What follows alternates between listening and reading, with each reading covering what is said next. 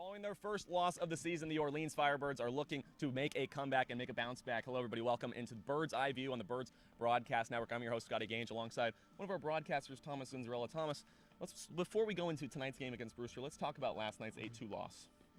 Yeah, it was a tough one for the Birds, obviously, after a strong pitching performance from a number of guys in that.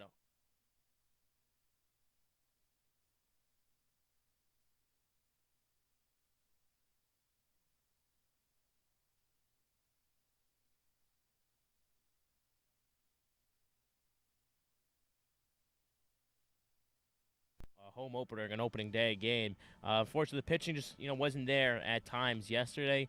Starter was Andrew Abbott. I thought that he did a pretty good job, honestly. Just a couple pitches left up. The solo shot from Eister in the first. But really, I think that there's a couple squibbers that found its way into the outfield grass and ended up leading a couple runs. I think that was most of the damage. They had the 4-run third and a 3-run seventh. That was 7 of the 8 runs they scored yesterday.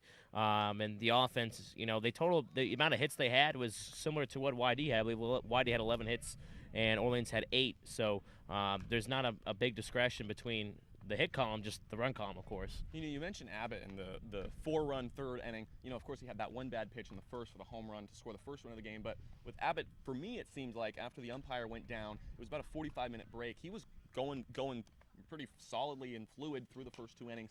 It might have kind of knocked him off, and Coach Matt Troop, pitching coach, went out there to slow him down, and then he actually did a good job, but there was a few errors in the field, which seemed like it really messed up that inning. Yeah, no, for sure. I think stuff like that, as a pitcher, when you're in that groove, and then all of a sudden something like that comes at you, I think it's tough to bounce back from. And Seymour had a tough time at first, but he was able to adjust, and Abbott, just lost maybe a little focus. But, I think that if he comes back the next time, I think we'll see the old Andrew Abbott. So hopefully I cannot wait to see him back on the hill. Let's talk about the offensive side. 2 runs on opening night just by the Josh Zamora home run, and then 2 runs last night, one of them by the Ray Gill solo shot, and another one by Max Troiani getting the 2-out single to score a run earlier in the game. What have we learned from the offensive unit of the Firebirds so far this year? Really, so far in that game as well. It was just that yesterday we saw more of than the first game, was that the Firebirds, they get 2 quick outs, and then they would start to collect some hits. So that's where you see the hit column almost similar to YD's, but the run's different, just because the Firebirds, they get 2 quick outs, and then you might get a single or a walk or something, or 2 singles, which it doesn't help. Then you need the 2-out hitting, which Troiani was able to deliver a run in. So far, Troiani's looked really good at the plate for the Firebirds. Another guy, as well as Rob Emery, he did go 1 for 4 yesterday, but in my book, he went 2 for 4, just because an error was charged to the second baseman. Yeah. But, if I was the official score, that was a rocket at the second baseman. He tried to pick it. But, they ruled an error. Yeah, but that would, Josh and I, hit, huh? we said on the broadcast, that would have been a hit. If that was the hometown, scorekeeper going on, that's a hit. But, what can you do? So, Emery's looked really good at the plate as well for the Firebirds. So, those are really 2 guys, I think, and you mentioned Gill before, really seeing the ball well at the plate. Yeah, Emery and Troiani so far the standouts, though, only 2 guys with multi-hit games in both the first 2 games. And we're going to touch on that a little later with our beat reporter, Alec Hendon. He's going to come in and break down the full season and the team as a whole. Josh White's going to come and give us the keys to the game tonight. But before I let you go, what are you looking for specifically tonight in the matchup against Brewster? Well, I guess I want to see the Firebirds kind of bounce back. That's what YD dropped their first game at Katuitt, so you kind of say YD come out with a little more urgency. Let's see if the Firebirds can do that here tonight. Sense of urgency. Thomas Zinzarella, thanks for joining us in, man. My name is Max Troiani. I play the outfield, and I am terrified of clowns. Welcome back into the Bird's Eye View pregame show on the Birds Broadcast Network. I'm your host, Scotty Gange, alongside the so far DH for the Firebirds, Mr. Max Troiani. Max, first off, thanks for hanging out here before the game. Thanks for having me. Yes, sir. I know you've been kind of on a tear lately. You had 2 hits yesterday, 1 hit on Monday. How you feeling with these wood bats? I'm feeling great, man. Honestly, we use them all year round, so for me it's just another day at the ballpark, and finding the barrel is something that's tough with wood, but for me, it's just something I try to practice every day. So pretty much everybody else out there, if I were to bring them in here, I'd ask, how's the transition from aluminum metal bats to wood bats? But it being in the NE10, you guys play with wood bats all year long. Does that give you an edge? From what I've heard, it does, because the hitters, it takes a couple weeks for them to get acclimated to the wood. But for me, I think it could possibly give me an edge in these first couple weeks and moving forward, yeah. How are you feeling at the plate so far? I feel great, man. The higher velo is something I'm just working on getting going earlier with, but for me the movement has been a little tough, but we're gonna get after it and get in the cages to work on that. So you talk about the higher velo, obviously pitchers from across the country and kind of top tier schools maybe you haven't played in years past, but for you, what have you learned about yourself as a hitter? Yeah, it's a good question. For me, first couple games I learned I like the high stuff, and with the higher velo, I think everybody learned that. Yeah, with the higher velo, it's tough to get there. So just understanding, anything that starts at the letters that's a fastball, you really can't swing at unless you really have a jump on it. And also I like the low and in pitch, so hopefully we keep on smashing that ball. You spent about a week here in Orleans on the Cape. How's the vibe treating you and everything like that? The vibe is amazing, man. This is a life like no other. I came from Boston and the corporate culture the past 2 weeks, so coming out here is a little vacation for me, so I'm just happy to be here, man. Looking forward, what are you trying to improve on this summer? Honestly, I'm just trying to improve on my base stealing, to be honest. With better pickoff moves here, I feel like I can get some more quality jumps and attempts. Also, I'm just trying to shorten the swing. I know at the higher levels, it's a higher velo and some more movement, so just seeing the ball and shortening the swing, I think will provide dividends moving forward. You want to think the hottest hitter on the team and the biggest guy on the team would be getting stolen bases, but you had one yesterday and it looked good. Yeah, I appreciate that. It's something I take pride in and keep moving forward with it. I know you have a younger brother coming in. You said he's 11 years old, right? He's 11, yes. And he's coming in a few days, right? He's coming on Friday night, yes. That's going to be exciting. I bet it's fun for you to have him watch you play ball. Yeah, actually, the only college baseball game you see me play, I hit 3 home runs in. So, No way. Yeah, so hopefully. So the day he comes, you're going to hit leadoff, and they're going to bat 7 players? Hopefully, yeah. yeah, hopefully. Tonight, anything we're looking forward to, or if you're trying to work on one thing tonight? So we're facing a guy from Alabama, right-hander, big dude. So once again, just trying to shorten up, find the barrel, and hope the ball goes in play and fast. most important question for you: are you having fun? I'm having a blast, man. This is once again a life like no other. Yes, sir. You said it. You can see it out there. You're smiling the entire game, so it's fun for me to watch. Being one of the viewers here, it's fun for me to watch you play, man. That's great. I appreciate you guys too, and you're doing a great job. So keep it up. Oh, thank you. Well, thank you for joining us in here, Max Troiani. He's in the 3 spot today. We're looking for a big game from you, man. Thanks so much. Appreciate you. Appreciate it. Coming up next here on Bird's Eye View, our conversation with beat reporter Alec Hendon and broadcaster Josh White. Then it's time for some baseball here on the Birds Broadcast Network.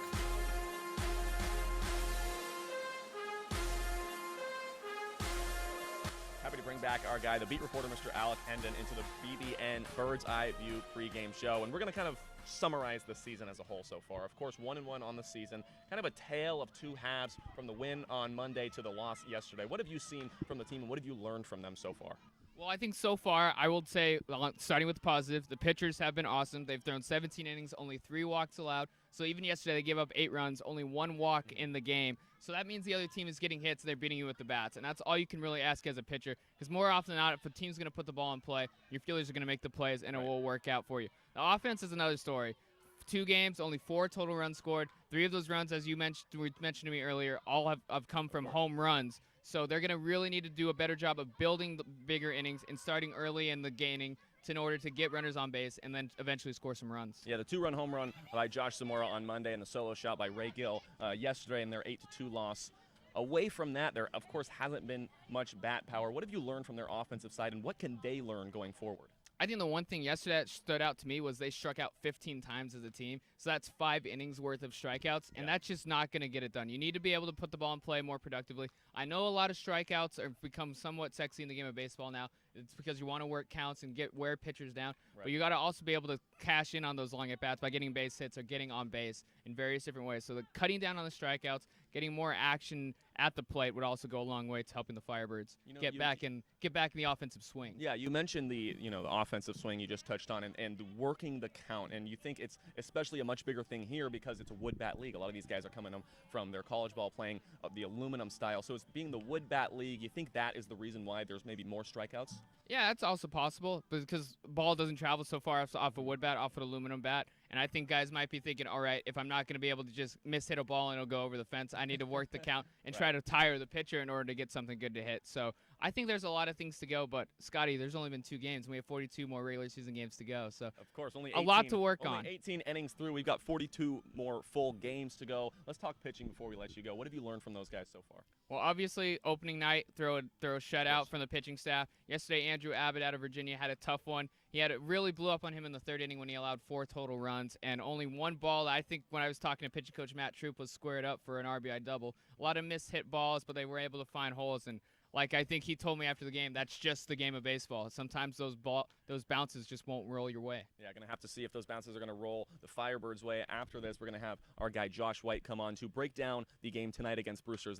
That's where we are right now. But Alec, thanks so much for kind of the summary of the season and closing the book on it. We've got a big game tonight, huh? Thanks for having me, Scotty. Of course, yes, sir.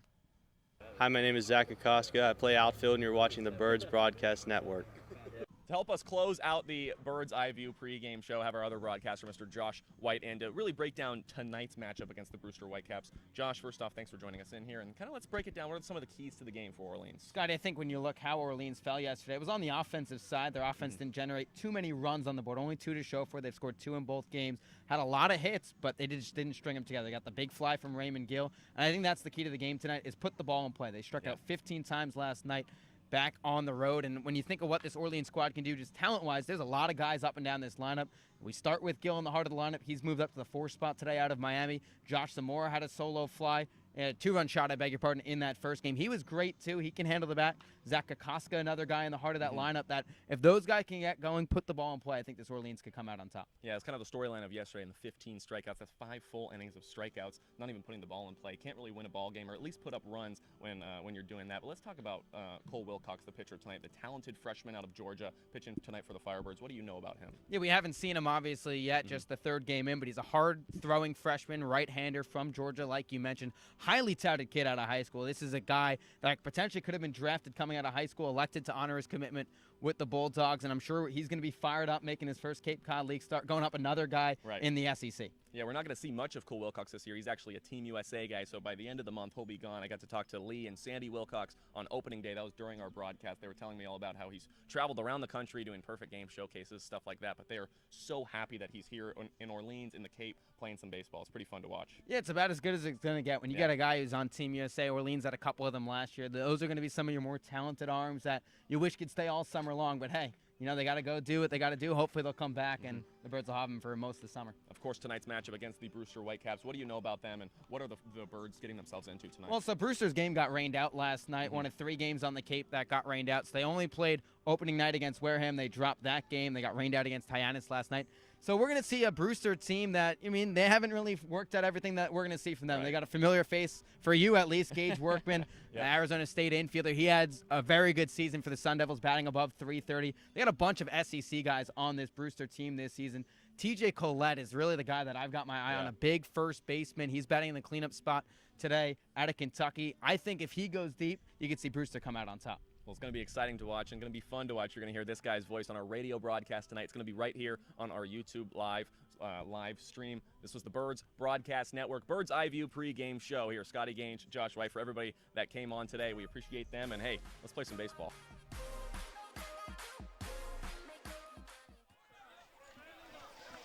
The Orleans Firebirds continue their 3-game road trip as the Firebirds pay a visit to Stony Brook Field to take on the Brewster Whitecaps. First pitch to Trevor Johnson misses outside at 4:58 p.m. and we are underway here from Brewster, Massachusetts. Josh White alongside Thomas Zinzarella for the Birds Broadcast Network. The 1-0, a fastball misses upstairs, and it's 2 balls and no strikes. Connor Shamblin on the bump for the Whitecaps today, the right-hander from the University of Alabama. He's working quickly, has the arms extended in front of the face, wheels and fires 2-0. Fastball misses up and away, and it's 3 balls and no strikes. Shamblin, a swing starter for the Tide this past year. 14 appearances, just 4 starts. 2-1 with a 6.26 ERA. 3-0 coming home. Fastball paints the outside corner, and it's 3-1. We'll give you the Orleans lineup after Trevor Johnson takes his licks at the dish. The rising senior from Dartmouth College. Righty on righty matchup, the 3-1. A curveball drops in there for a strike, and the count runs full. Johnson got the starting nod on opening night. Did not play last night against YD. Went 1 for 3 against the Bourne Braves at Aldridge Park. Shamblin, a wind and a fire. Payoff pitch. Curveball misses upstairs, ball 4. Center fielder has a free pass to kick off this ball game. Well, that's one way to start off the game. See a lot of pitches at the plate, and exactly what Trevor Johnson did, and he was able to work a free pass. So Jordan Lala now the batter for the Orleans Firebirds. This was supposed to be Zach Kokoska, a right fielder from Kansas State, but he was a late scratch out of the lineup. First pitch to Lala. He swings it and fouls it off near the Brewster dugout for strike 1. Lala's gotten off to a rough start in the Orleans Red O for his first 8, including 3 strikeouts yesterday against YD. Johnson's on at first. He stole 8 bases over at Dartmouth this past season. The 0-1 pitch, curveball that Lala lays off of, and it's 1-1. Really good off-speed pitch worked by Shamblin there. Lala almost biting.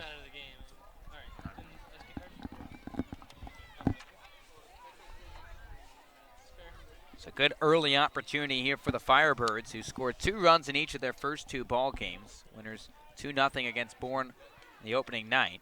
Check on Johnson at first base. He's been nothing doing. Firebirds fell last night 8-2 to the YD Red Sox on the road. Just the second game for Brewster this season. It's their home opener here at Stony Brook Field. They lost 3-1 to Wareham, 1-1. Fastball misses up and away, and it's 2-1. As I mentioned on the broadcast yesterday, a couple games got rained out. Only 2 games played yesterday on the Cape out of the 5 that were supposed to be played yesterday.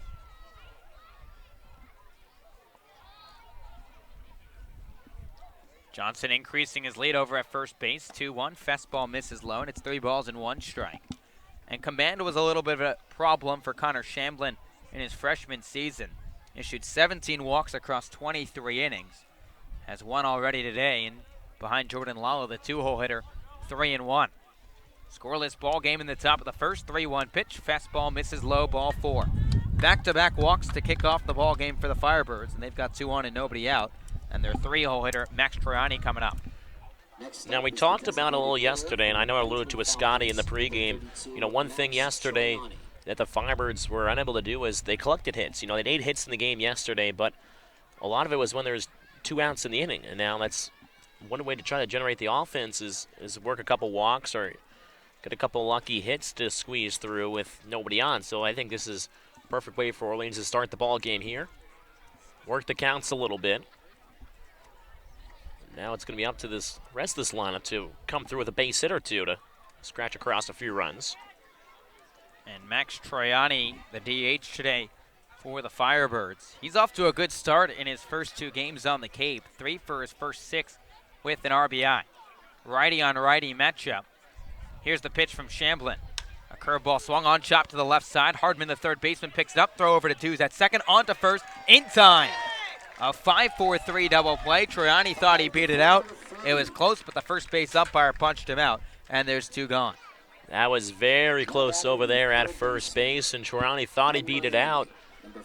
Awfully close, but you could tell the box, he was hustling down that line, almost beating it out, but first base umpire punches him out down there. And now Raymond Gill, the batter for the Firebirds, third baseman out of the University of Miami. It'll be Zamora, the shortstop, to file with Rob Emery behind him. First pitch to Gill, swung on and fouled back for strike 1. So it's Trevor Johnson in center field, Jordan Lala, the right fielder, batting second. Troiani, who just was up the DH, batting in the 3-hole. Gill, the third baseman, in from the right side. Zamora, the shortstop, out of Nevada, on deck. Shamblin shakes off the sign. He's got Trevor Johnson on third base with 2 down. Roxon fires the 0-1 pitch. A fastball right at the belt, and it's 0-2. Emery in the 6th spot, manning first base. Daniels, the left fielder out of Tennessee, will bat 7th. Julio Marcano makes his first start of the summer. He'll play 2nd and bat 8th. And David Avidia, the catcher, will round out the order for the Firebirds in the 9th spot. Shamblin 1 strike away from working out of this 2-on and 0-out jam.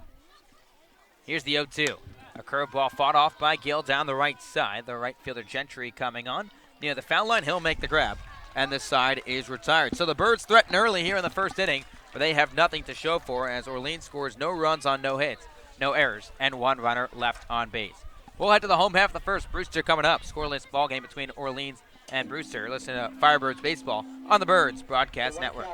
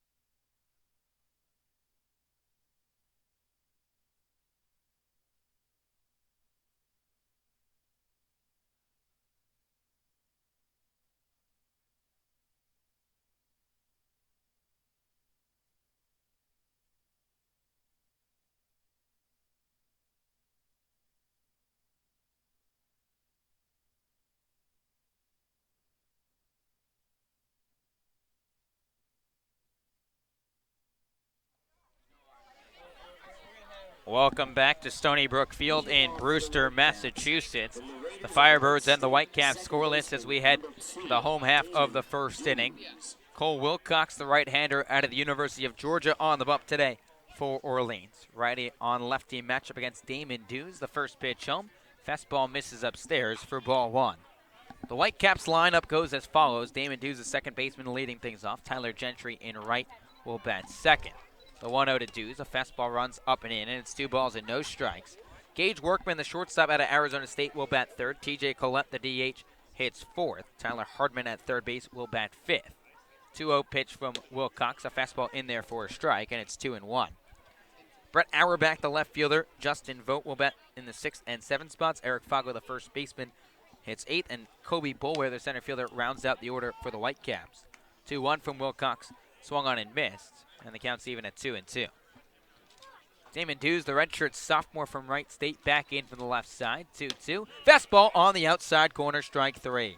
Wilcox battled back after falling down 2-0. Fired 3 straight fastballs past Dews, and there's 1 away.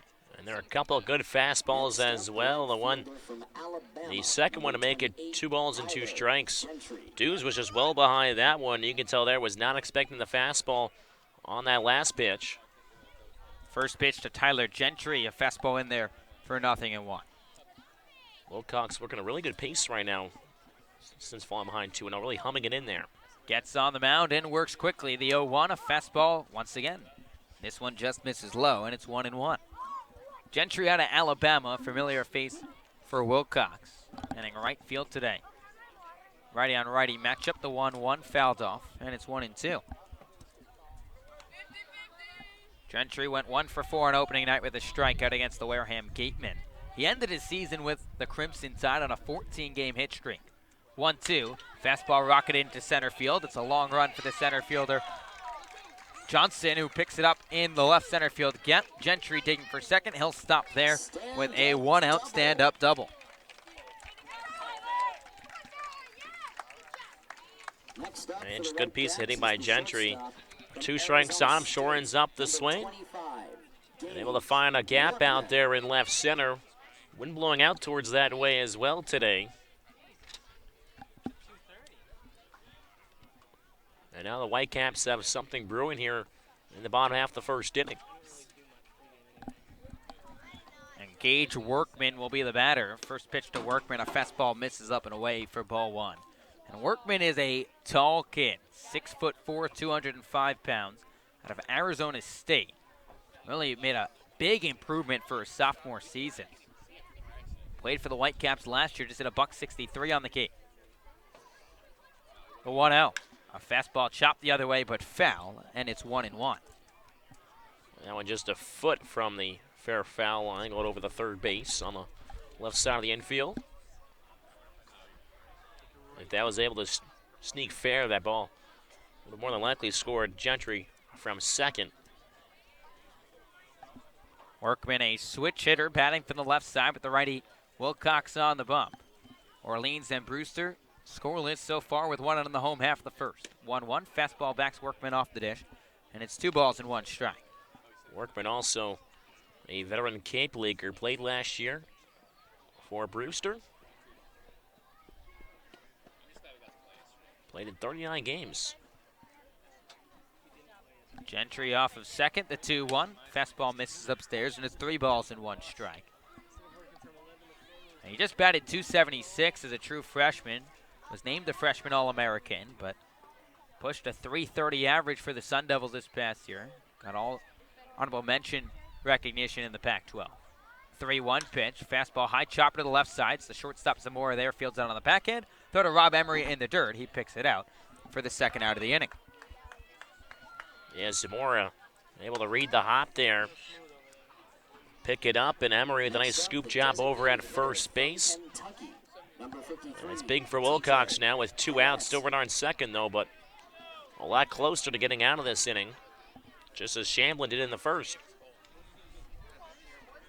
TJ Collette will be the hitter that Wilcox has to set down to get out of this jam. So runner on second with 2 outs in the bottom of the first. First pitch to Collette. Fastball misses up and away for ball 1. The DH from Kentucky, 1 for 3 with an RBI double against Wareham the other night. The lone RBI for the Whitecaps so far this summer. The power's there for Collette. 1-0 pitch. Breaker misses up and away, and it's 2-0. He slugged 10 home runs this past season for the Wildcats.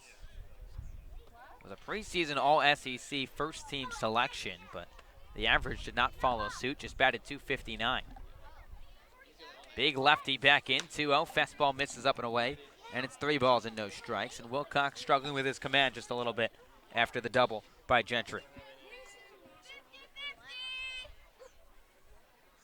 We'll give you Wilcox's numbers on the air. 3-2 with a 4.07 ERA. 3-0, a get-me-over fastball right down the chute, and it's 3-1. He struck out 64 batters in 59 2/3, and opposing hitters only hit .216. And a couple starts for the Bulldogs out at Georgia. Gentry extending his lead at second. 3-1 fastball that Collette lays off of ball 4. And Wilcox has issued his first free pass of the afternoon. There's 2 on with 2 out. Well, Collette's a guy that's used to getting walked. Going back to his high school days, he owns the state record in Indiana for walks with 148. That's a lot of walking. Tyler Hardman will be the batter for the Whitecaps. Still no score between Orleans and Brewster with 2 runners on and 2 out in the bottom of the first. Righty on righty matchup. First pitch, a breaker that's on the outside corner for strike 1. Hardman started that double play, turned in the top half of this frame to really neutralize that Orleans threat. The Birds had the first 2 base runners of this ball game walk, thanks to Connor Shamblin. The 0-1. Breaker that catches the outside corner, but no call from the home plate umpire. He says it missed outside, and it's 1-1. Even Hardman thought it was strike 2 and started looking back at the ump to say, hey, did I hold my bat off? Rising junior for the Sooners in 3.06 this past year. 1-1. Fastball runs up and in, plunks Hardman on the back, a hard heater. And Wilcox not having the command that he had to start this ball game, and the bases are full for the Whitecaps.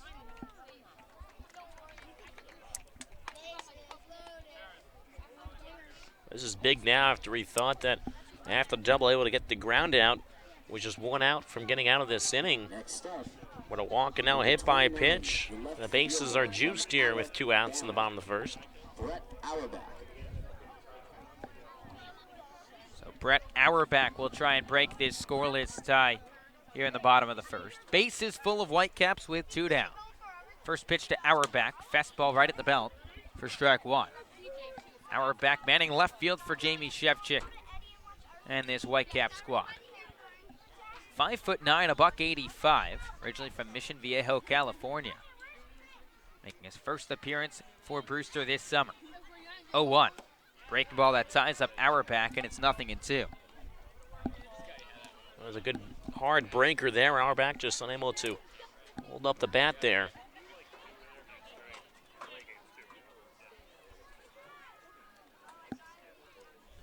So Wilcox looking for his second strikeout early in this ball game. Stranding the bases full. 0-2. Breaker tipped foul. Avidia couldn't hold on, and we'll do it again. Auerbach, another member of the Crimson Tide.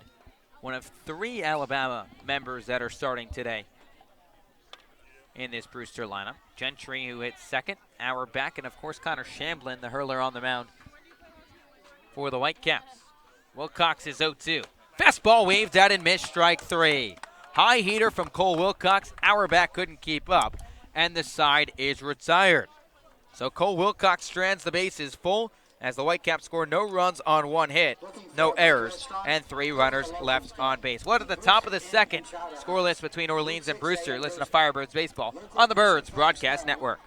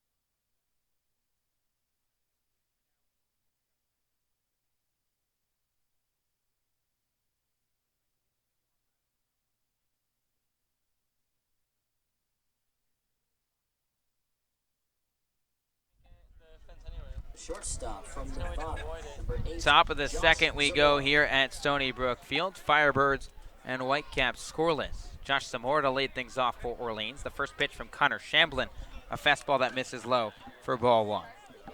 Zamora, the shortstop today for the Firebirds out of Nevada Reno. Listed as just a third baseman and a second baseman, but manning shortstop with Eddie McCabe on the bench. 1-0, fastball misses low, and it's 2-0. Zamora 0 for 4 last night against YD with a pair of strikeouts. Hit a home run in the opening game for the Firebirds against the Bourne Braves. Shamblin shakes off the sign, now rocks and fires, 2-0. Fastball misses low, and it's 3 balls and no strikes. What a job by Cole Wilcox, the right-hander from Georgia to leave the bases full in that bottom of the first. Shamblin's 3-0. Get me over, fastball at the knees.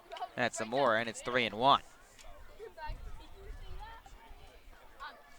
Zamora, second team All-Mountain West Conference honoree.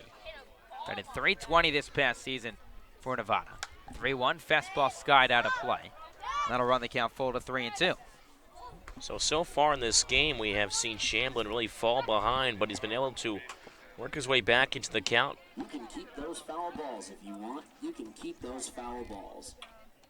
He issued 2 free passes in that first inning, a ball away from issuing another. Payoff pitch, curveball misses low, ball 4. So third walk of the ball game for Connor Shamblin. Josh Zamora will trot down to first base, and for the second consecutive inning, the Birds have a leadoff base runner.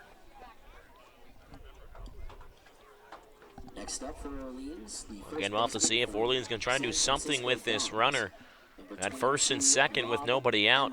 But a double play ball really kind of spoiled things for the Firebirds back in the first.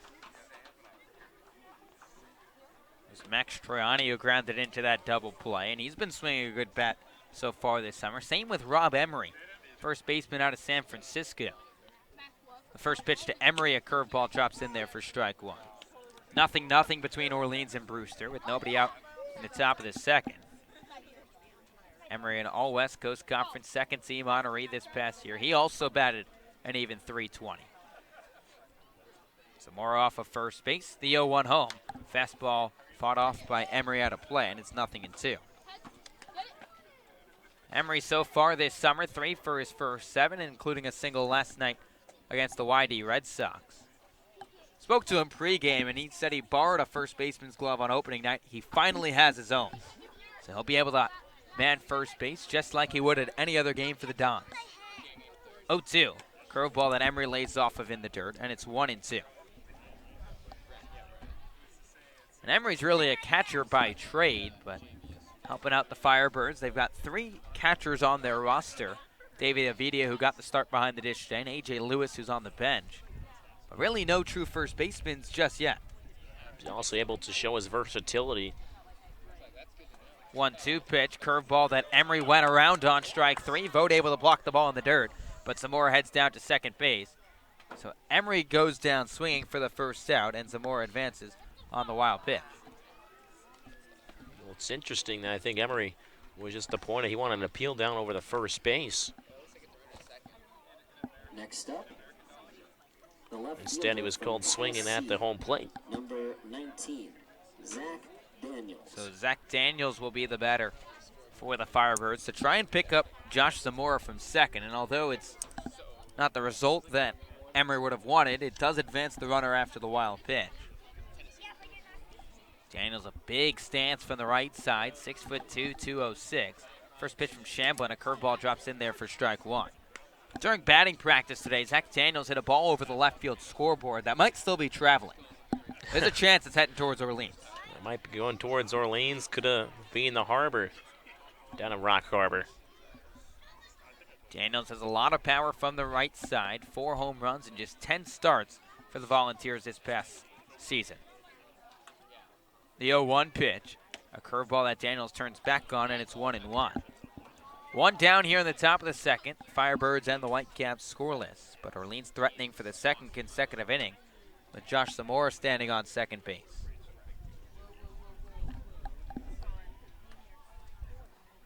Bunch of SEC guys in this ball game today. Shamblin from Alabama, Daniels from Tennessee.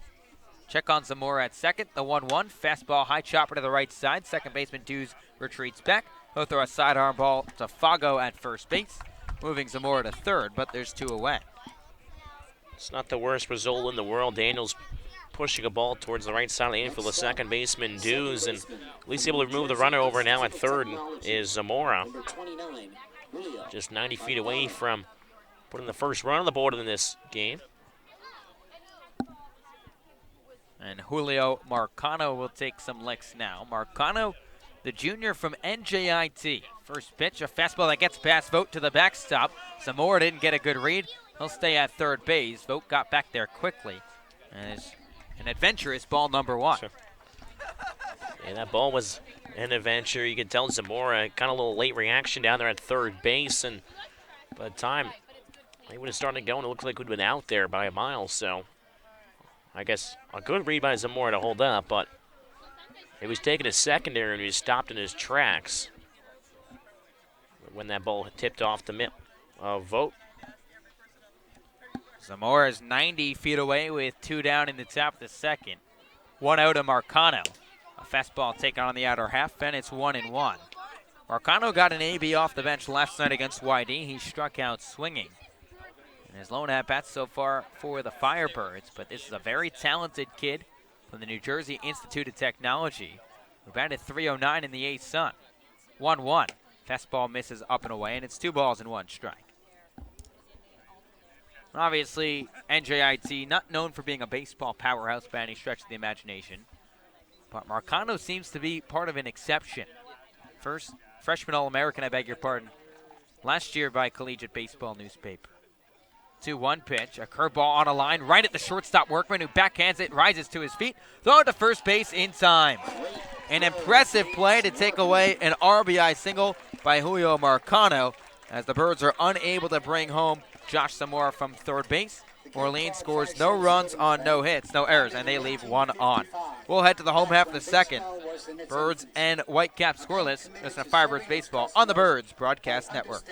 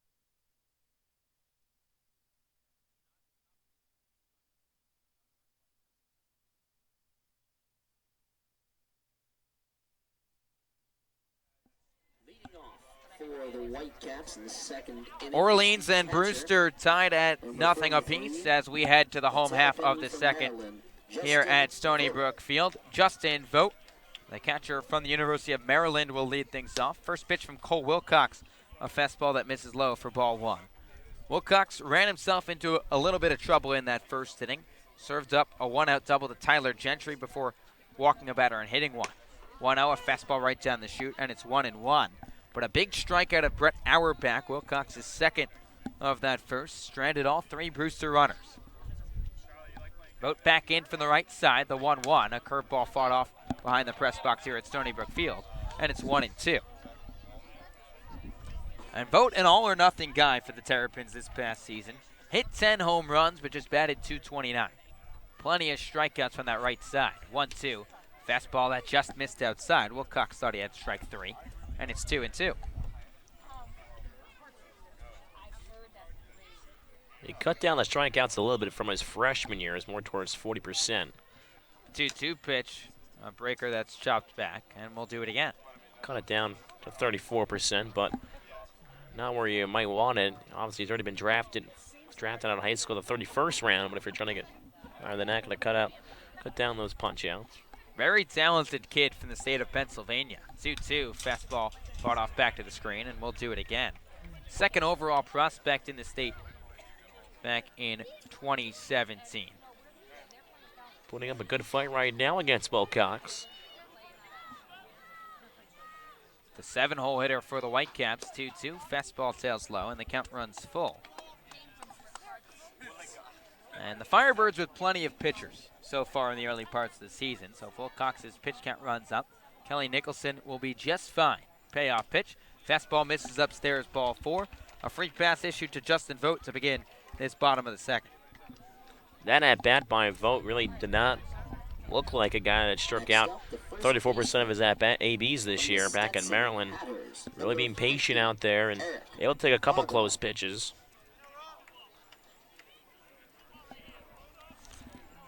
Now Orleans started with a leadoff walk back in the top half of this inning. We'll see if Brewster can do anything with this walk. Wilcox out of the stretch. First pitch to Fago, a breaker that misses upstairs for ball 1. 0-0 between the Firebirds and the Whitecaps with a runner on first base and nobody out in the bottom of the second. Mongo, a Hilton Head Island, South Carolina native. 1-0 pitch. Fastball misses low, and it's 2 balls and no strikes. 10 Stetson University in Florida. 1-0 for 4 with a K against Wareham on opening night for the Whitecaps. Big kid, 6'5", 245 pounds.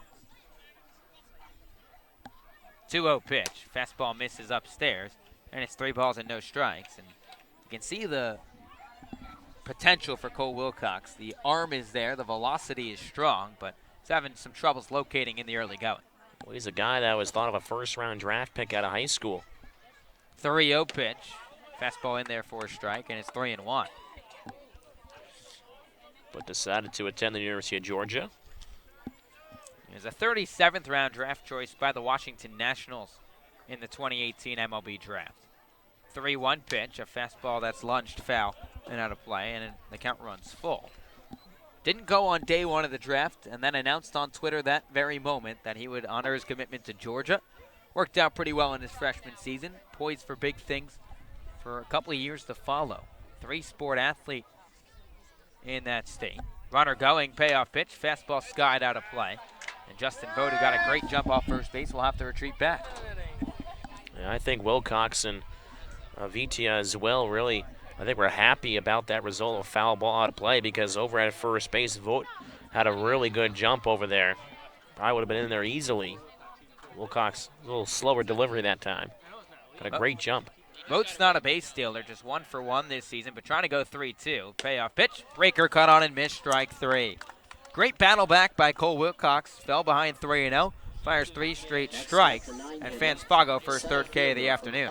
And it's interesting as well because both pitchers are literally pitching very similarly right now. They're both falling behind a little, maybe early in the counts, but working their way back and able to record outs any way they can. You know, the double play ball was used by Shamblin back in the first, and here it's been the punch out for Wilcox. And boy, would Wilcox love a double play ball himself right here. With 1 out and a runner on. And a scoreless ball game in the bottom of the second. Vogt extending his lead, dancing off first base, and Wilcox going to check over on him. And Vogt was able to time up Wilcox on that foul ball on that 3-2 count. What appeared to be a hit and run. Righty on righty matchup, first pitch home. Fastball fought off and out of play for strike 1. Bullware manning center field today for Jamie Shevchik. A redshirt sophomore from Arkansas. Not a big guy either. We already saw a couple guys in this Brewster lineup, either 5'9" or 6'5". Really nowhere in between. Quite the discrepancy right there. 0-1 pitch. Breaker misses outside, and it's 1-1. Yeah, for sure. You do have some big guys in this lineup, you know, talking around the 3, 4, 5 spot area, but some of the smaller guys as well. That might even make it harder for Cole Wilcox on the mound to adjust batter to batter. 1-1, a fastball cut on and missed. Avidia trying to backpick the runner at first, but Vogt dives back in, and the count's 1-2. Yeah, perfect throw by Avitia there. That was pinpoint. Emery applying the tag on Voigt, almost getting him, but just getting back in time. Bullware did not play this past season for Arkansas. He had to sit out due to NCAA transfer regulations. But his first year at TCU. 1-2. Fastball cut on and missed, strike 3. Back-to-back Ks for Cole Wilcox. Blew the heater right past Kobe Bullware. It's his 4th punch-out of the afternoon, and there's 2 down. Yeah, that fastball has some life to it. Back-to-back punch-outs. Again, just extremely close from getting out of this, sitting after leadoff walk. And that will bring up the top of the lineup for the Brewster Whitecaps with Damon Dews. And Wilcox has Vogt picked off, tosses it to Emery, who applies the tag. And Cole Wilcox gets out of the jam. So the Brewster Whitecaps draw a leadoff walk, but they've got nothing to show for it as Wilcox retires the order. We're to the top of the 3rd. Orleans and Brewster scoreless here at Stony Brook Field. You're listening to Firebirds Baseball on the Birds Broadcast Network.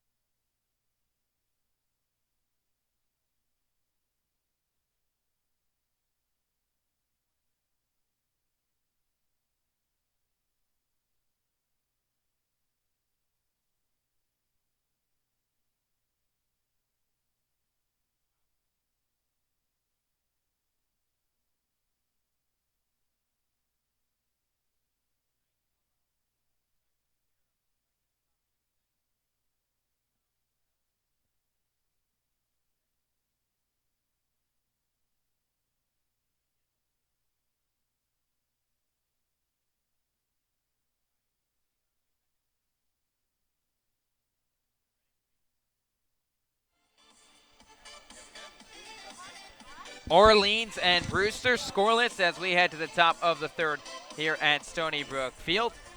And the Firebirds looking to strike first after only scoring 2 runs in their first 2 ball games.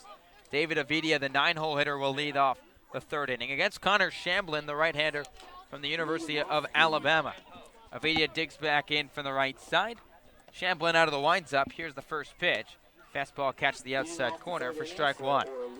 Avidia, the catcher from Grand Canyon. 0 for 4 so far this summer, but has drawn a couple of walks for the Firebirds. Shamblin extends the arms, now kicks and fires, 0-1. A breaker that's fouled off, and it's 0-2. Avidia struck out twice last night for Orleans. He is susceptible to strikeouts, 47 Ks in 59 games at Grand Canyon. Shamblin looking for his second K of the night, the 0-2. Breaker that's just punched out of play by Avidia, and we'll do it again.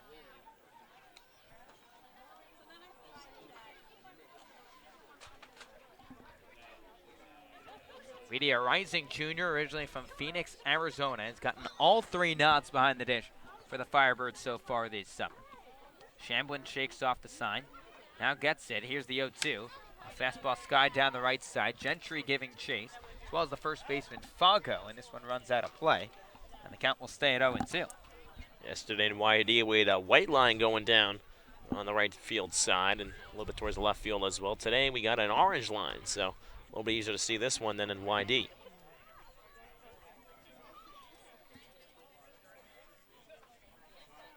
And that's about as apparent as it's going to get. Orange or red, maybe even yellow. You won't miss it at all. 0-2. Curveball that Avidia lays off of down low, and it's 1-2. Really good off speed by Shamblin there. You can see Avidia was about to bite at it. Able to lay off. Good pitch. No batting gloves for Avidia on the tan and black bat. The 1-2 pitch, a breaker that he goes swinging at. It goes to the wickets of Vogt, back to the screen. Vogt's going to try and complete the strikeout down to first base. Not in time. So Avidia goes down swinging, but reaches on the drop third strike. So the Firebirds, for the 3rd consecutive inning, have a leadoff base runner. No, you don't see that every day where it's a strikeout and Avidia is able to reach base. Now we see the times where guys can get 4 strikeouts in an inning. Are you telling me you're rooting for that Thomas in this inning? I am not, but said I have seen it before. First pitch to Trevor Johnson, a fastball in on the hands for ball 1. Firebirds a runner on with nobody out to open up the 3rd inning. Trevor Johnson, the leadoff man, drew a walk his first time up, but was stranded on 3rd base back in the 1st. Shamblin, a deep breath, working from the 3rd base side. 1-0. Fastball catches the inner half, and it's 1-1. Johnson back in the lineup. He's patrolling center field. That was manned by Jordan Lala the first 2 games for the Firebirds. Lala shifted to right with Zach Kokoska, a late scratch today. Righty on righty matchup 1-1. A fastball tails outside, and it's 2-1. Quite the promotion for Johnson, too. If I'm not mistaken, he batted in the 9th spot against the Bourne Braves the other night. And now all the way to the leadoff spot. But as good as it's going to get. Runner going, 2-1, chopped back to the pitcher's mound. Shamblin comes off the first base side. Overhand toss, sails it over the head of Fago. This rolls down the right field line. Avidia going first to third. He'll take the turn for home, and they will say the ball ran out of play, so Avidia will have to trot back to 3rd base. So it's an E1 charged on Connor Shamblin that allows Trevor Johnson to go to 2nd and David Avidia to move to 3rd. A play like that for a pitcher is sometimes very tough because you're obviously in the zone to throw towards home plate. All of a sudden, you got to throw a nice, easy toss to the pitcher, and it went whoops, and it went over the first baseman's head of Fago. Sometimes you'll even see pitchers run it a little closer to the bag and go for an underhand toss, but Shamblin probably knew the speed of Johnson and had to go overhand, but just sailed it over. And that's why we see sometimes as well guys like that playing in the 9th spot a lineup turnover. Guy like Johnson with his speed. So the Birds threatening with 2 on and nobody out in the 3rd. First pitch to Lala, fastball squared off down the left field line, but this goes foul for strike 1. Lala drew a walk his first time up. First time he's reached as a Firebird. He's He's 0 for his first 8 with 3 Ks. But has a chance to pick up an RBI and give the Birds a lead. Johnson on second, Avidia at third, 0-1. Sky down the left side now to play, and it's 0-2. Lala, not too many RBIs in his freshman season at Miami, just 18 to show for in 60 games. It's hard when you're in the leadoff spot sometimes, drawing all those walks. And Lala did that quite often. He's 6th in the nation in walks. And just a true freshman, 0-2. Fastball misses low, and it's 1-2. Drew 61 free passes as a rookie, breaking Howie Shapiro's record set in 1976 for the Miami Hurricanes. A very storied program that has won 4 national championships, taken 25 trips to the College World Series. Third baseman Hardman in on the grass. 1-2 pitch. Breaker that Lala goes fishing at strike 3. Vogt blocks it down. He'll throw to first base. Sails the throw over Fago's head down the right field line. Avidia comes in to score. Johnson coming all the way home from second base. It's another strikeout that results in a Firebirds run. 2 come home to score. Lala scampers to second, and the Birds take a 2-0 lead. Well, maybe I do want those 4 strikeouts in the inning so far. I mean, it resulted in 2 runs for the Firebirds, and things just unraveling here for the Whitecaps in this 3rd inning. They could have been out of it already, but instead the Firebirds still without a hit, but have 2 runs on the board. So it's the 2nd error of the inning. Both of them 2-bag errors for the Whitecaps, and the Firebirds have taken the lead. And you don't see that every day. Scoring 2 runs on a drop third strike. So now Max Troiani will try and extend this Orleans lead. The DH from Bentley grounded into a double play his first time up, but he's got Lala in scoring position. Still nobody out. First pitch, fastball upstairs above the head of Vogt. Back to the screen, and Lala scampers to third on the wild pitch. So Brewster really just defensively struggling here in the 3rd.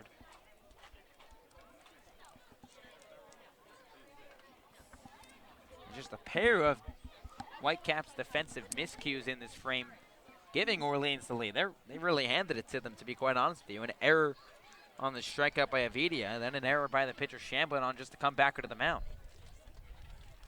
1-0, a curveball catches the outside corner, and it's 1-1. Well, it's funny you bring that up because when I was with Harwich last year, we played here on July 4th, and there were 4 errors in 1 inning. Detmers was from Louisville, is pitching for Brewster. We still had no hits going to like the 5th inning. 1-1, a breaker misses upstairs, and it's 2 balls and 1 strike. And then all of a sudden, an inning like this kind of unraveled where Harwich got a couple base hits, a couple errors, aided, and then next thing you know, it was like 6-0 in the game, 7-0, and so far, again, Firebirds no hits but 2 runs. 2-1 pitch from Shamblin, a curveball that Troiani takes on the outside corner, and it's 2-2. It's a 2-0 Orleans lead with nobody out in the top of the 3rd. Jordan Lala 90 feet away for the Birds. Just a wild pitch and 2 errors in this inning for the Whitecaps, leading Orleans to a couple runs. 2-2 bounces low, and Vogt throws his body at it to keep it in front in the left-handed batter's box, and the count runs full.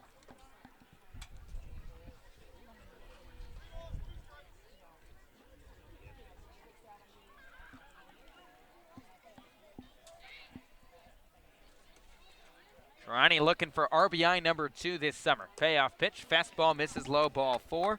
He works out another free pass. The first 4 Firebirds have reached base in the inning, and Orleans has runners on the corners with their cleanup man Raymond Gill coming up.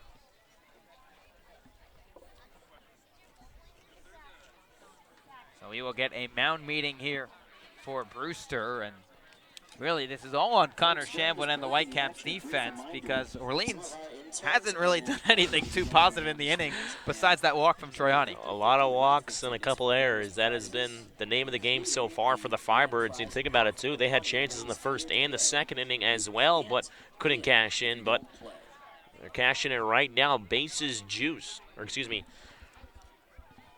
runners on the corners, excuse me. But still, a lot of chances for the Firebirds. The third baseman from Miami, number 44, Raymond Gill. This is the guy you want up as well. Got some pop in that bat. Of course, homered in yesterday's loss at YD. And Gill flew out to right field to end that first inning. He's got runners on the corners and nobody out. First pitch to Gill. A fastball catch to the outside corner for strike one. Ray, a rising junior for the Miami Hurricanes, and all ACC third-team selection this past spring. Firebirds already leading the Whitecaps 2-0 with nobody out in the home half of the third. Righty on righty matchup. Here's the 0-1. A fastball up in the zone that Gill fans through, and it's 0-2. Shamblin has been a little bit of erratic, to say the least, so far today. He's had the punch-outs. He's also had his fair share of walks. 4 walks and 3 Ks already for Connor Shamblin in this ballgame. Not to mention the miscue with the error, throwing it over the head of Eric Fago by a good 15 feet. Shamblin set 0-2. Curveball fought off by Gill back to the fence. And we'll do it again.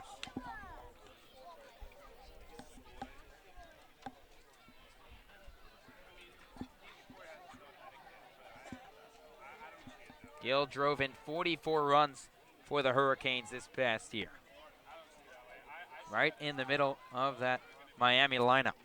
He's got Troiani on first, Lala 90 feet away, 0-2. Curveball poked to the right side, could be 2. Dews picks it up, underhand flip to Workman, onto first, a 4-6-3 double play, but Jordan Lala comes in to score from third base, and the Firebirds take a 3-0 lead. And I think Brewster will be definitely happy with that. They'll take the 2 outs for the run. I think Orleans will be okay with that as well. Again, scoring another run, so 3-run cushion here in the third. Second double play that the Firebirds have hit into, and it's been feast or famine really with Connor Shamblin on the bump. First pitch to Josh Zamora, squared through the left side for a base hit. And the Nevada Reno product has his first hit in his last 7 plate appearances. And the Birds a 2-out base runner here in the third. Well, it's interesting now. That is officially the first Firebirds hit in this game, and they already have 3 runs on the board. So, again, something else you don't see every day.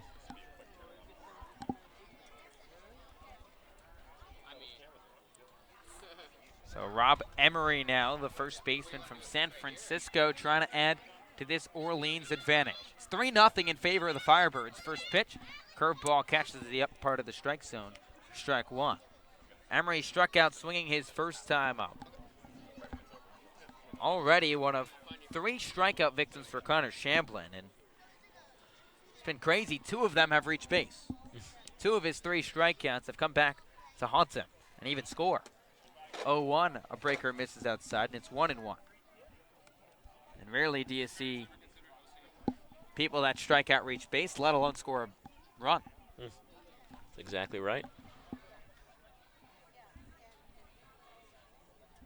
I've always wondered sometimes, if you think a ball's going to be so outside, do you just swing at it and just runs? 100%. As long as you're willing to take the average go down. 1-1, fastball squared off the front foot of Emery, and it's 1-2. You know, I used to play, I was like, you know, why don't I just do that, you know, and just reach first. Take the base. If you're okay with your average going down, then hey, you know, it works. If you're hitting like 350, you're like, sure, why not? You know, why not take a little tick off it? Yeah, if it's well outside, you know the catcher's not going to be able to stop it. You've got decent enough speed to reach. It's you got to be a team player to do it. Your average goes down, but it's beneficial for your team. That's like if a coach who plays a lot of small ball, I think that's the coach will be preaching that. Zamora leads off first with 2 down. The 1-2, fastball misses upstairs, and it's 2-2. Had Rob Emery's dad on the broadcast yesterday. He had some great insight to share about Rob's journey here to Cape Cod. Grew up coming to the Cape and now gets to live out his dream and play for the Orleans Firebirds. And really emphasize how much of a workhorse you have to be to make your way here. 2-2, Zamora running. Breaker that swung on, fouled by Emery, but the catcher Vogt couldn't hold on. So Zamora will have to trot back to first base, and Emery lives to see another day.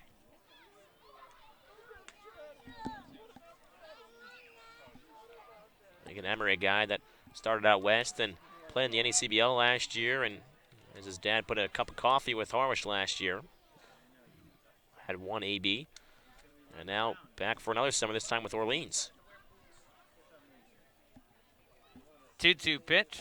Breaker that Emery lays off of. Vogt's able to block it and knock it down. And the count runs full.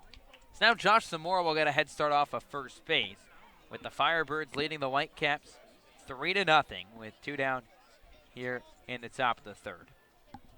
First baseman Fago playing behind Zamora at first. Shamblin looking to keep the damage just at 3 in the frame. Here's the payoff pitch. Breaker misses low and outside, ball 4. 5th walk of the game for Connor Shamblin, and the Birds are cooking with 2 on and 2 out. And that wasn't even a bad pitch either. It was more of a chase pitch, but Emery just held up enough not to bite. Number 19, Zach Daniels. Still now, Firebirds have a runner in scoring position with 2 outs. Still can look for some more runs here.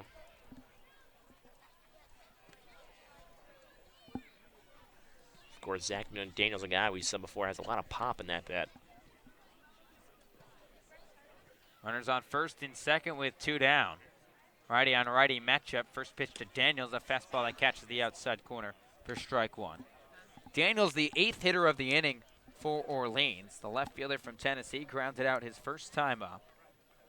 He's got a lot of pop from the right side. Hit 7 home runs last summer in the Northwoods League. You can see it with every swing he gives. 0-1. A breaker misses low, and it's 1-1. Our beat writer, Alan Kendon, going over to Zach during BP. Just commenting, the ball just flies off the bat when it hits the barrel. We didn't have an estimated distance on that BP home run he hit, but the fence has to be at least 365 or so over the scoreboard. 1-1. Fastball broken, bat hit back up the middle over the head of Shamblin. Second baseman Dews takes it to the second base bag himself, and the side is retired on the rare fielder's choice for unassisted, but not before the Firebirds tack on 3 runs thanks to a whole slew of defensive miscues by the Brewster Whitecaps. Orleans scores 3 runs on 1 hit, 2 errors, and they leave 2 runners left on base. We'll head to the home half of the third, I beg your pardon. We're going to send over to Scotty Gage, who's got a special guest. Scotty, who you got next to you? Special guest is an absolute understatement. Standing here with the commissioner of the Cape Cod Baseball League, Mr. Eric Smuda. Mr. Smuda, thank you for spending some time and joining our broadcast tonight. Thanks for having me. Glad to be here. Of course, you told me you're going to the Chatham game after this. You're trying to make your way around all the ballparks. In your opinion, which is the best ballpark? Oh, wherever they're having a game, my friend. Wherever they're having a game. So I know this is your first year as commissioner. I said congratulations. On air, I'll say congratulations as well. But in terms of goals for you this year, what are you trying to look forward to in improving the Cape Cod Baseball League, if it can even be done? Well, there's always room for improvement in anything you do. You know, it's just something that anything should be a learning or a teaching experience. As you know from being a broadcaster, you're always trying to improve your game, just as the players are. It works for every organization. They're not going to stay complacent and just try to keep improving and be the best they can be, because we're here for you guys and the players. So if we can improve something on any aspect, that's certainly what I'm here to do. Here to help, here to assist in any way I can. You talk about you have lots of day-to-day projects, but you also get to do some bigger projects. Is there anything specific you're really looking forward to this year? Well, there's a few things that I've been able to have an opportunity to join. One of them is there's a new foundation, the Cape Cod League Foundation, was started this year as a nonprofit organization, separate from the Cape League itself, but equal with. So it's going to be involved with some larger funding projects. Now we still have our yearly sponsors, and they're very important. We still need donations to fund the day-to-day operations of each team in the league, but hopefully this foundation will be something that's going to be put into place for the bigger picture, as you say, for something that's further down the road and make the league bigger and better for everybody. That's fantastic. A league that gives back. Mr. Commissioner, thank you so much for joining us in. Guys, we're going to send it over to you. Appreciate it. Thanks, Scotty. That was our sideline reporter, Scotty Gaines, chatting with Eric Zamuda, Cape Cod Baseball League Commissioner. As Cole Wilcox is back out there for the Firebirds, he's ahead of Damon Dews with a ball and 2 strikes. Dews was at the dish when the second inning came to a close, but the runner at first, Justin Vogt, was picked off. The 1-2, Scott down the left side and out of play. Of course, Zamunda's first year as commissioner. Paul Gallup, the longtime commissioner, stepping down after last year, giving way to Zamunda. Wilcox out of the winds-up. 1-2, breaker that's popped right in front of the plate. David Avidia, the catcher, doesn't know where it is. Now he tracks it down and makes the catch after Wilcox pointed out the ball, and there's one down. I think Wilcox is racing over to try to get it himself, but then Vitia calling off Wilcox. We saw yesterday a pop-up go, or 2 games ago, I can't remember which one it was, a pop-up go to the pitcher. And we say don't see that very often, but Wilcox really hustling off the mound there to try to get that. That will bring up the 2-hole hitter, Tyler Gentry. First pitch, a breaker that bounces low for ball 1. And thanks to that pickoff from Cole Wilcox back in the second, he's now retired the last 3 batters he's faced. So righty-on-righty matchup here to Gentry, the right fielder. The 1-0, a breaker misses low, and it's 2 balls and no strikes. We should get an update from Kelly Nicholson after this half inning as well. Here, his thoughts on Cole Wilcox out on the bump. 2-0 pitch, a fastball skied once again, this time running out of play behind the dish, and it's 2-1.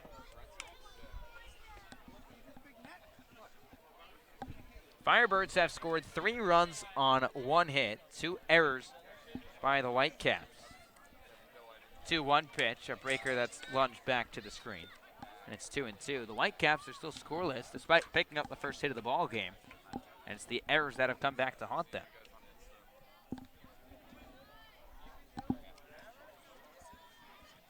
Wilcox looking for his 5th strikeout of the night. 2-2, fastball that Gentry gets a piece of and pokes out of play, and we'll do it again. Gentry, the lone hit so far for the Whitecaps, doubled back in the first before being stranded at third base. Wilcox out of the winds-up, 2-2. Fastball runs inside, and the count runs full.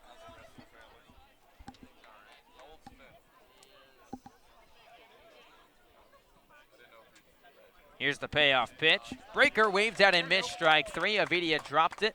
He's going to have to toss down to first base to complete the strikeout. But 5 punch-outs already for Cole Wilcox, and there's 2 down now in the third. Yeah, really starting to settle down a bit here. Able to get the first 2 outs in this inning without any trouble. Of course, he used the 2 punch-outs last inning, and he had 2 in the first, so really finding his zone here in his 3rd inning of work.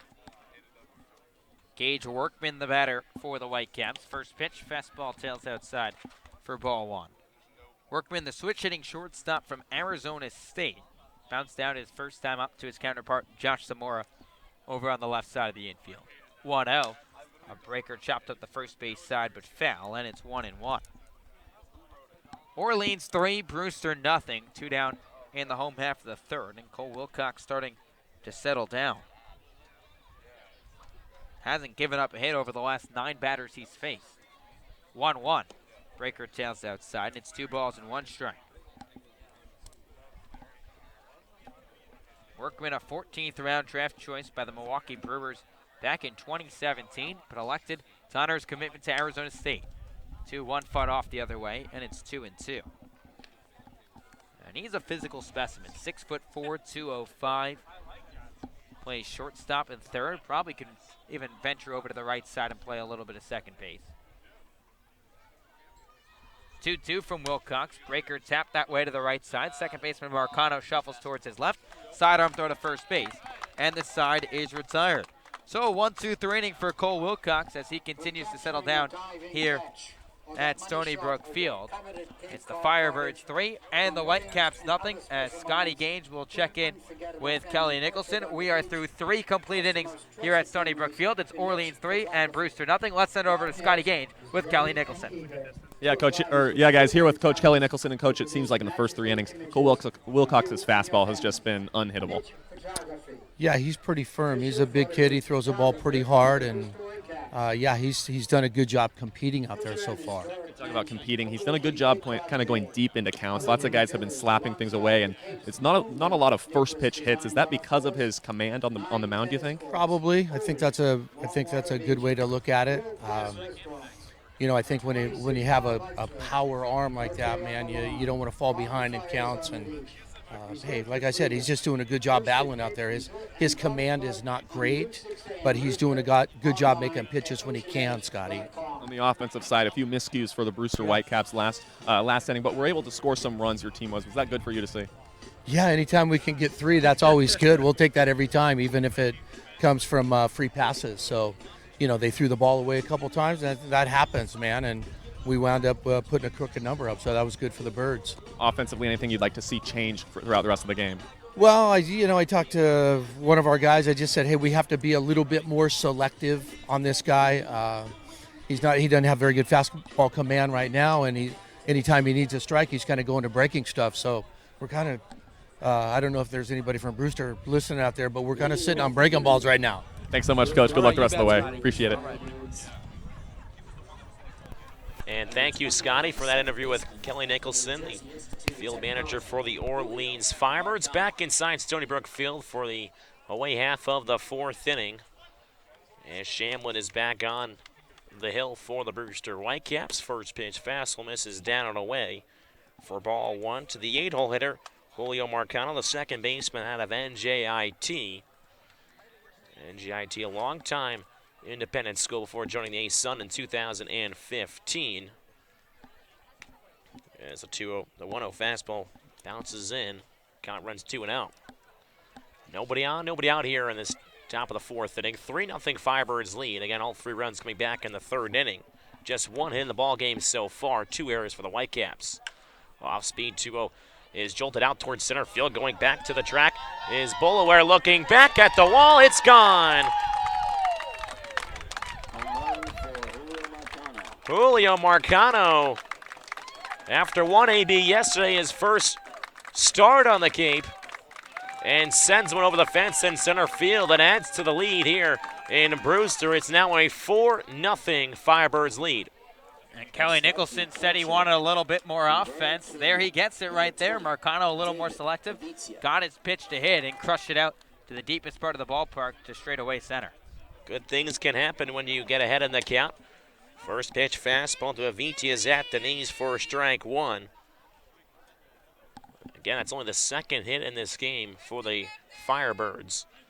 They now lead 4-0 here in the top of the 4th. Shamblin gets his sign, working from the windup. 0-1.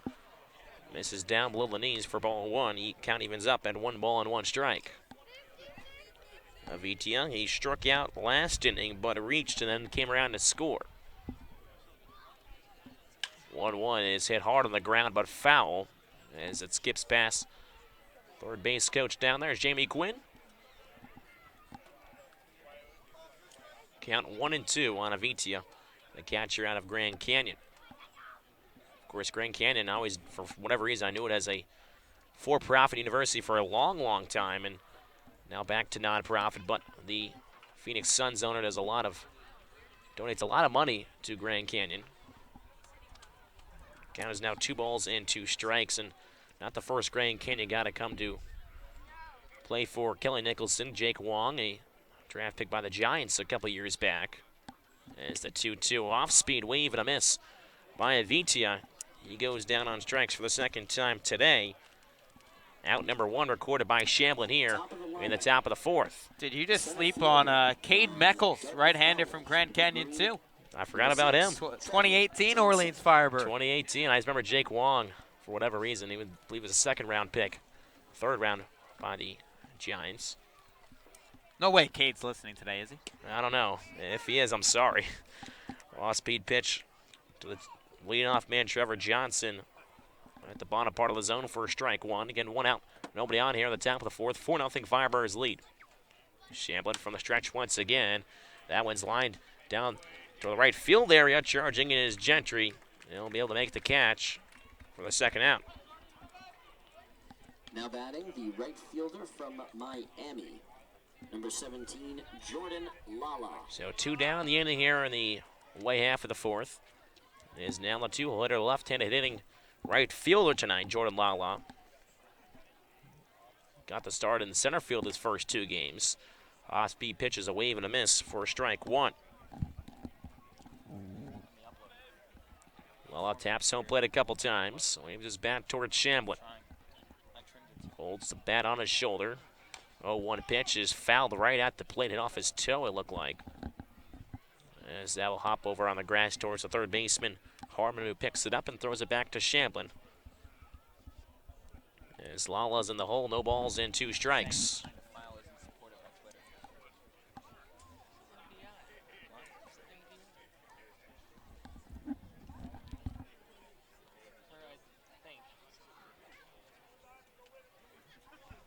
No balls, 2 strikes to count on Lala. The 0-2 pitch is popped up high in the air, out to shallow center field. Coming in a few steps is Bulware, camps under it, and record the 3rd out in the top of the 4th inning, but not before Julio Mercado starts out the top of the 4th. A loud bang. It's a home run over the center field fence. Firebirds 4, Brewster Whitecaps nothing. Listen to Firebirds baseball on the Birds Broadcast Network.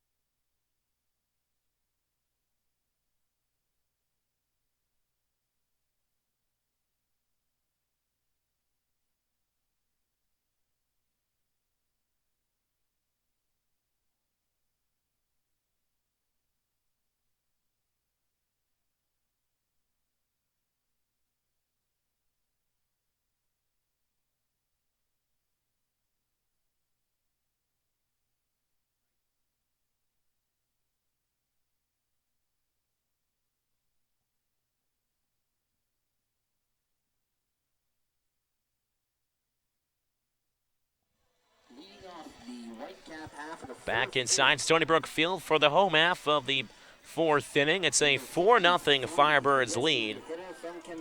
Wilcox back on the bump for the Firebirds. Collette, Hardman, and Auerbach, the 3 Whitecaps due up. As the first pitch, a left-hander's roll over or the right side of the infield. Moving to his left is Marcano. Sidearm throw to first to Emery is in time. 1 pitch, 1 out as Collette is retired. So now with 1 down the inning, that will help Wilcox's pitch count. Wilcox so far 37 strikes, 26 balls through 3 1/3 innings. Tyler Hardman, the 3rd baseman, will step in from the right side. First pitch he sees runs upstairs for ball 1.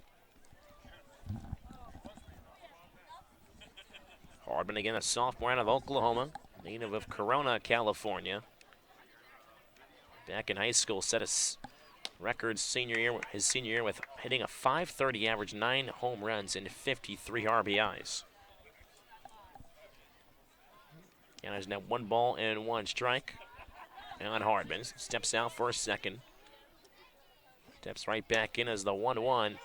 Bends right at the knees for strike 2. Hardman glances back over towards the dugout area towards Jamie Shevchuk.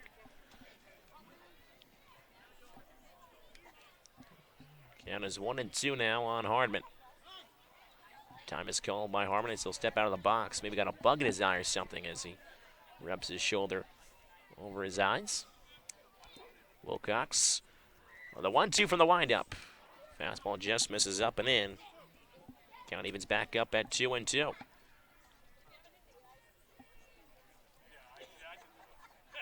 Wilcox really entrenches that back right foot in the right-hander's batter's box as the 2-2 misses down.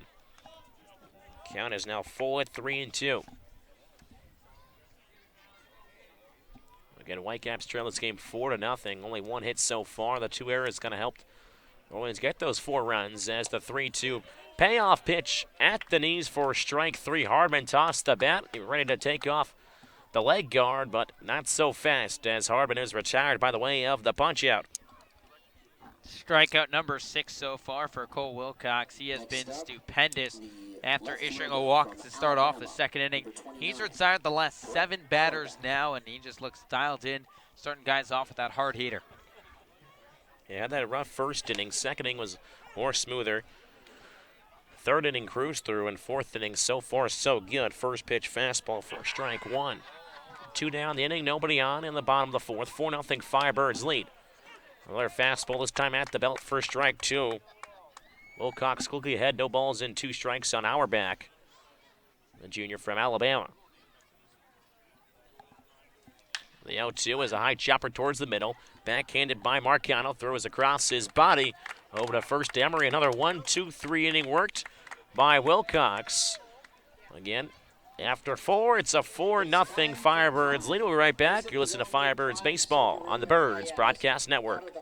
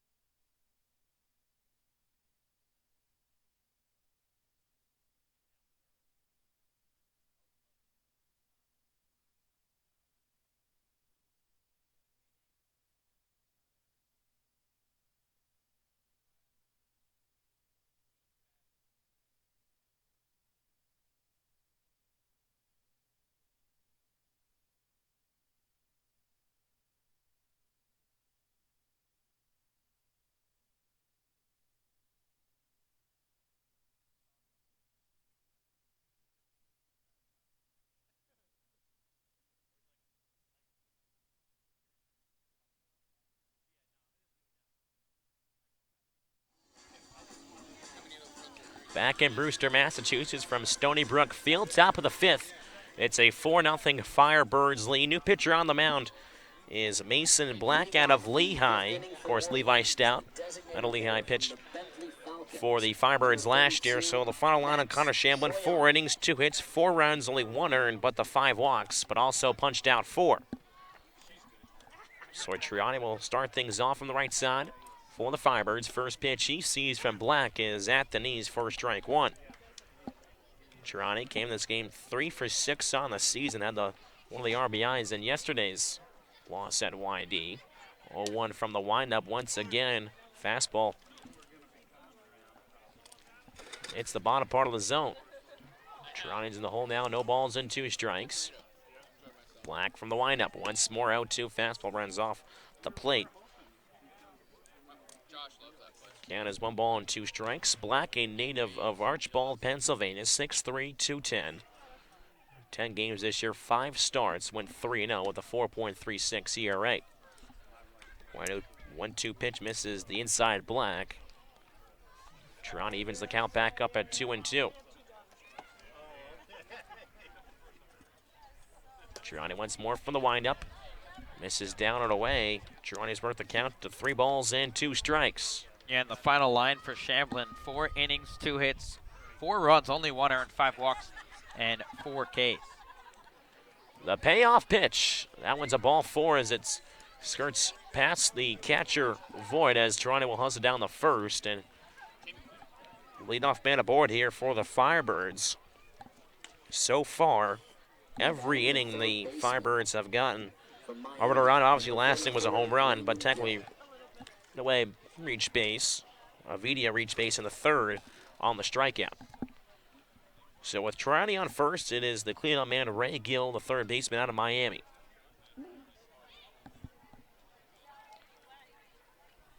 As Black will work from the stretch the first time tonight, comes set.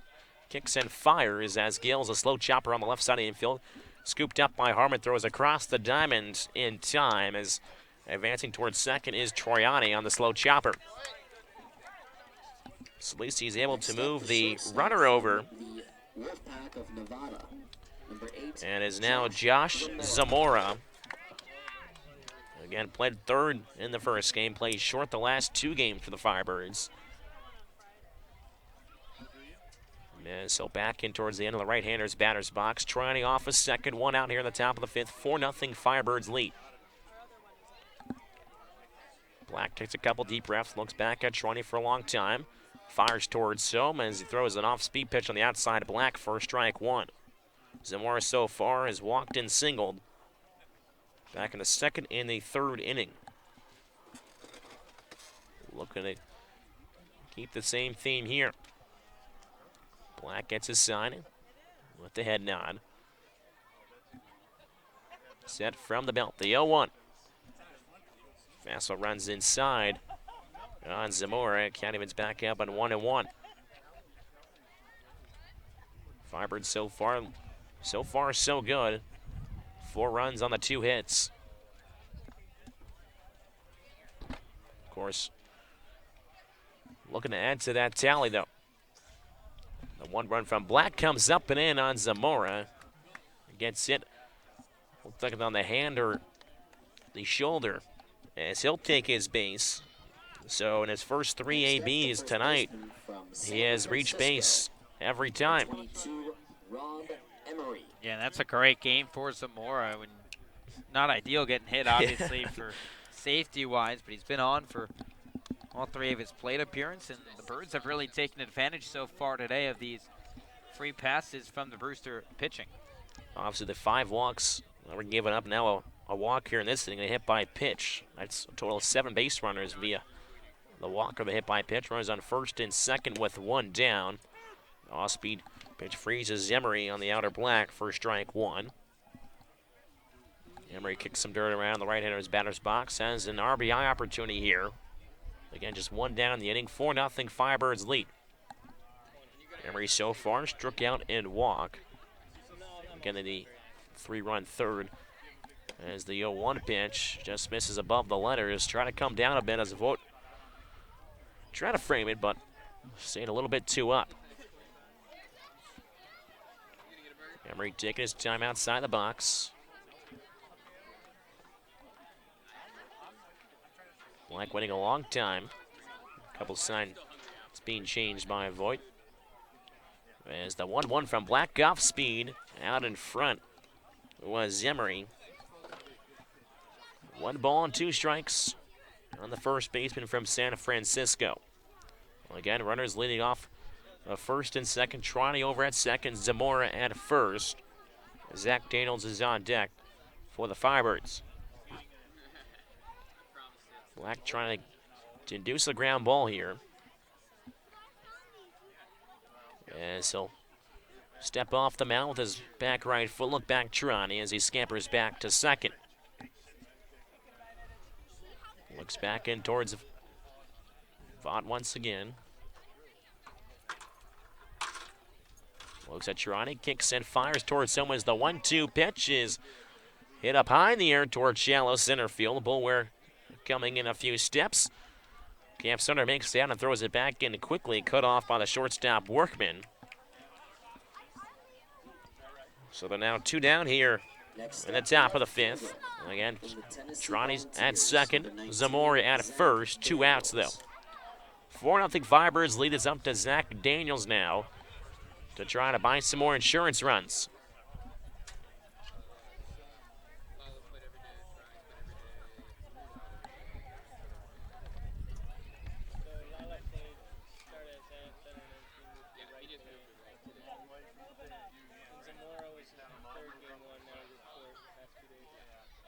First pitch to Daniels above the letters for ball 1. Daniels so far a ground out and a fielder's choice. He was 1 for 4 in YD yesterday. Again, the sophomore, native of Stockbridge, Georgia. Number 48 overall prospect in the 2020 draft by D1 Baseball. As the 1-0 pitch is popped up in the infield behind the home plate area. Making some room as Voigt will make the catch just outside the gravel towards the fence. And that will do it for things here in the top of the 5th inning. So the Firebirds, no runs on no hits, no errors, but 2 left on. After 4 1/2, it's the Firebirds 4 and the Whitecaps nothing. Listen to Firebirds Baseball on the Birds Broadcast Network. Providing the best family entertainment.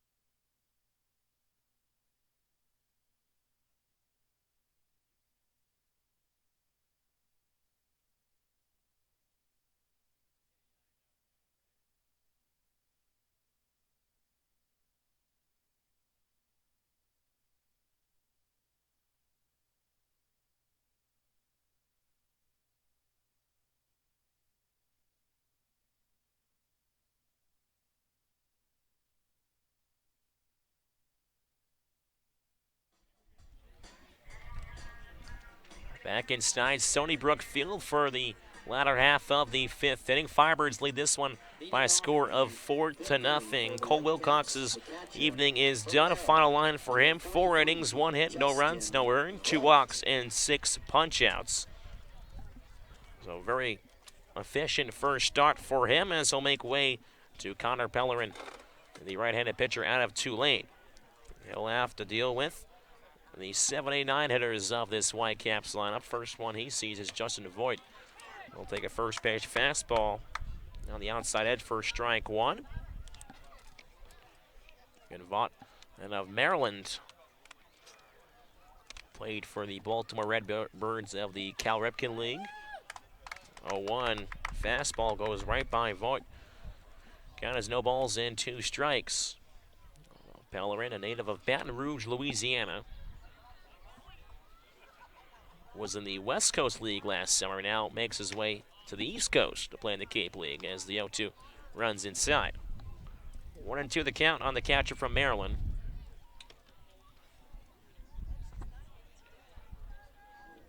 You know, it's interesting to see a lot of these Cape League guys are at least two-way sport athletes, as the curveball at the knees freezes Voigt in strike 3.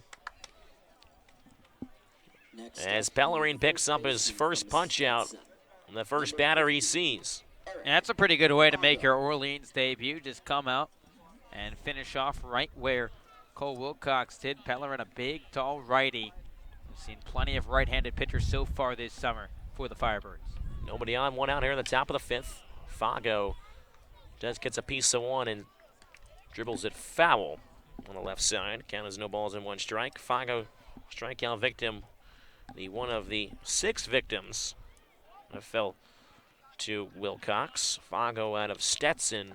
The Hatters, of course, quite a number of Hatters pitchers anyway, played for Kelly a couple years ago. Mitchell Jor led the Cape League with a 0.28 ERA when he played on the Cape. Set an Orleans record, if I'm not mistaken, too. 1 ball and 1 strike on Fago. That one bounces in. 2-1 is the count. Of course, Brooks Wilson played 3 years ago and then played, I believe, 2 years ago. Logan Gilbert as well, first-round draft pick. Stetson last year receiving a national ranking, able to host. As a 2-1 fastball runs low and outside. Count runs to 3 balls and 1 strike. You're sleeping on these 2018 Orleans Firebirds. Mitchell Sanger, another Stetson Hatter. Austin Wood, too, with Harwich, you know. Oh, no. I don't want to talk about the Harwich guys. The 3-1 at the knees. Fago thought, was thinking about heading towards first, but as Bellerin tries to dispose of Fago here. 3-2 the count. Bellerin from the stretch at the belt. The 3-2 just misses down below the knees, and Fago works a one-out walk here in the bottom half of the 5th inning. So that snaps a stretch of 9 consecutive batters retired by the Orleans Firebirds. That's how strong Cole Wilcox and Connor Parolin have been, and it's just good to see that the Orleans pitching staff going back to the form that they had on opening night against Bourne. The opening night was definitely something special to watch. With Seminaris, Miller, Benoit, and then Pramel closing things out. Bellerin working from the stretch once more. First pitch fastball again. It's the bottom part of the zone for strike one. 9-hole hitter Kobe Boulware, the center fielder. Also another strikeout victim to Cole Wilcox. As the 0-1 down there for a strike on the outside edge as a snap throw from Aviti over to Emery. Sliding back in safely, though, was Fago at first. No balls, 2 strikes is the count on Boulware.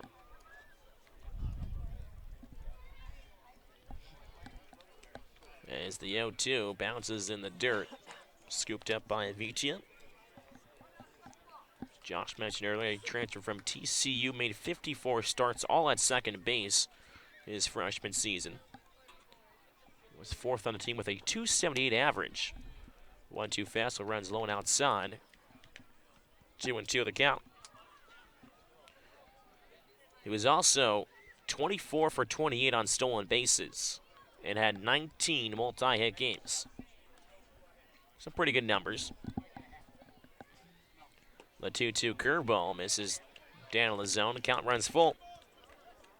Boulware being patient at the plate.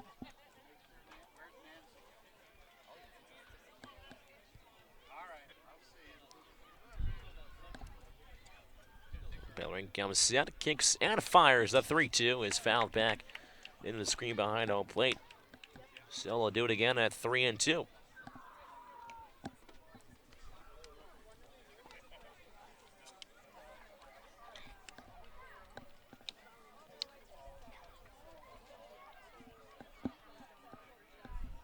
Fago off of first. As the 3-2 once more. Just missing. Killing some of the other coaches down there saying, yes, sir, thought it was strike 3, but Top of the lineup, second baseman from Boulware able to work a walk here, so back-to-back walks issued by Bellerin as the pitching coach Matt Troop will make his way out to the mound for a meeting. So after striking out the first man he sees, back-to-back walks issued. As the top of the order comes back around for the Whitecaps. Again, they trail 4-0 here in the bottom of the 5th. As Damon Dews is due up for the Whitecaps, the redshirt freshman from Wright State. 50 tickets for prizes, including the crown jewel, half of the money raised today. Here for this game, you can't win if you don't play. So Troop will come back to the dugout, and the meeting has been adjourned. Bellerin comes back to the hill. Again, runners on first and second for the Whitecaps here in the bottom of the 5th. 4-0 Firebirds lead. Only 3 hits combined between both sides. As Dews will step in from the left side. First pitch, fastball runs low and in for ball 1.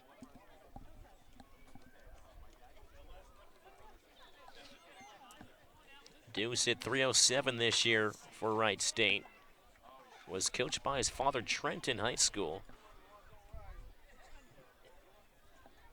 Always cool to see father-son duo, especially up until the high school level, as the 1-0 fastball runs Dews off the plate for ball 2. 2-0 the count. On the leadoff second baseman.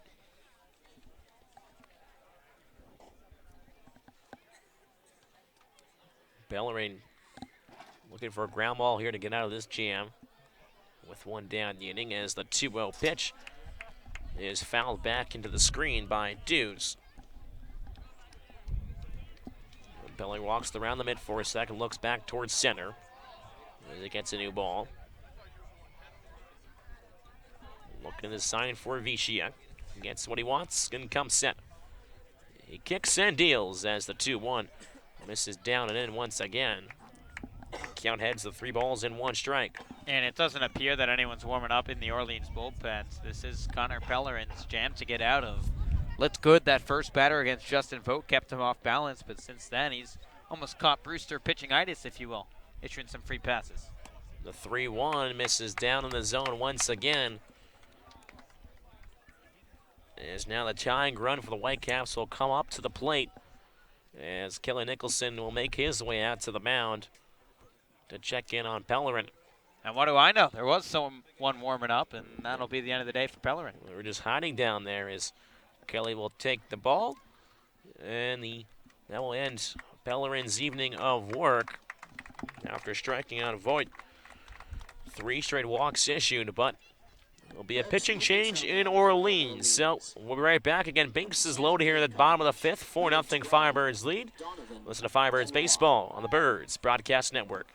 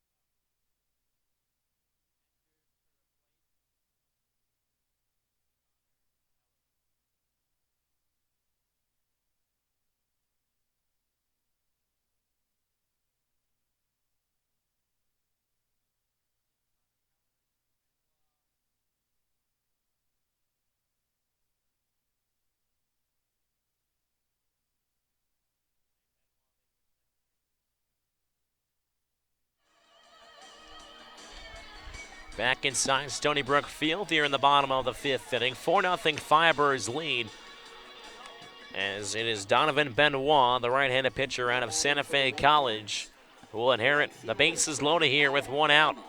Again in the bottom of 5th. As he'll face the right fielder, Tyler Gentry. He has the lone hit for the Whitecaps today. He doubled back in the 1st.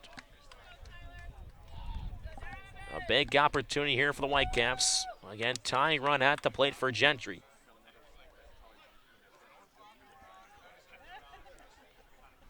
Sophomore from Alabama. Working from the stretch is Benoit. First pitch fastball misses down on the zone for ball 1. After Pellerin got the first man on the punch out, 3 straight walks issued to Fago, Boulware, and then Dews.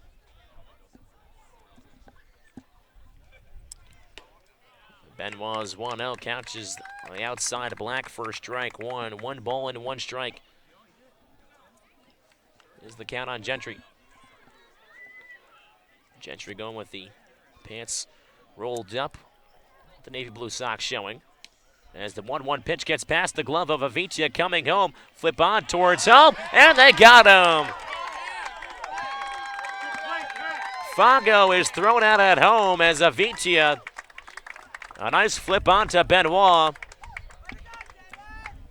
It looked like it hit off the screen behind home plate perfectly to Avitia. A nice throw. Low and in front of the bag. And Fago is thrown out. Great heads-up play by David Avidia. Quick as a cat behind the dish. Got back to the gravel beyond the grass and fired it to Donovan Benoit just in time to nail Fago at the dish. So now there are 2 outs here in the bottom of the 5th. Runners on 2nd and 3rd, both runners advancing as well. As the 2-1 pitch is lined foul. We're just ahead of the Orleans dugout. Count is now 2 balls and 2 strikes on Gentry.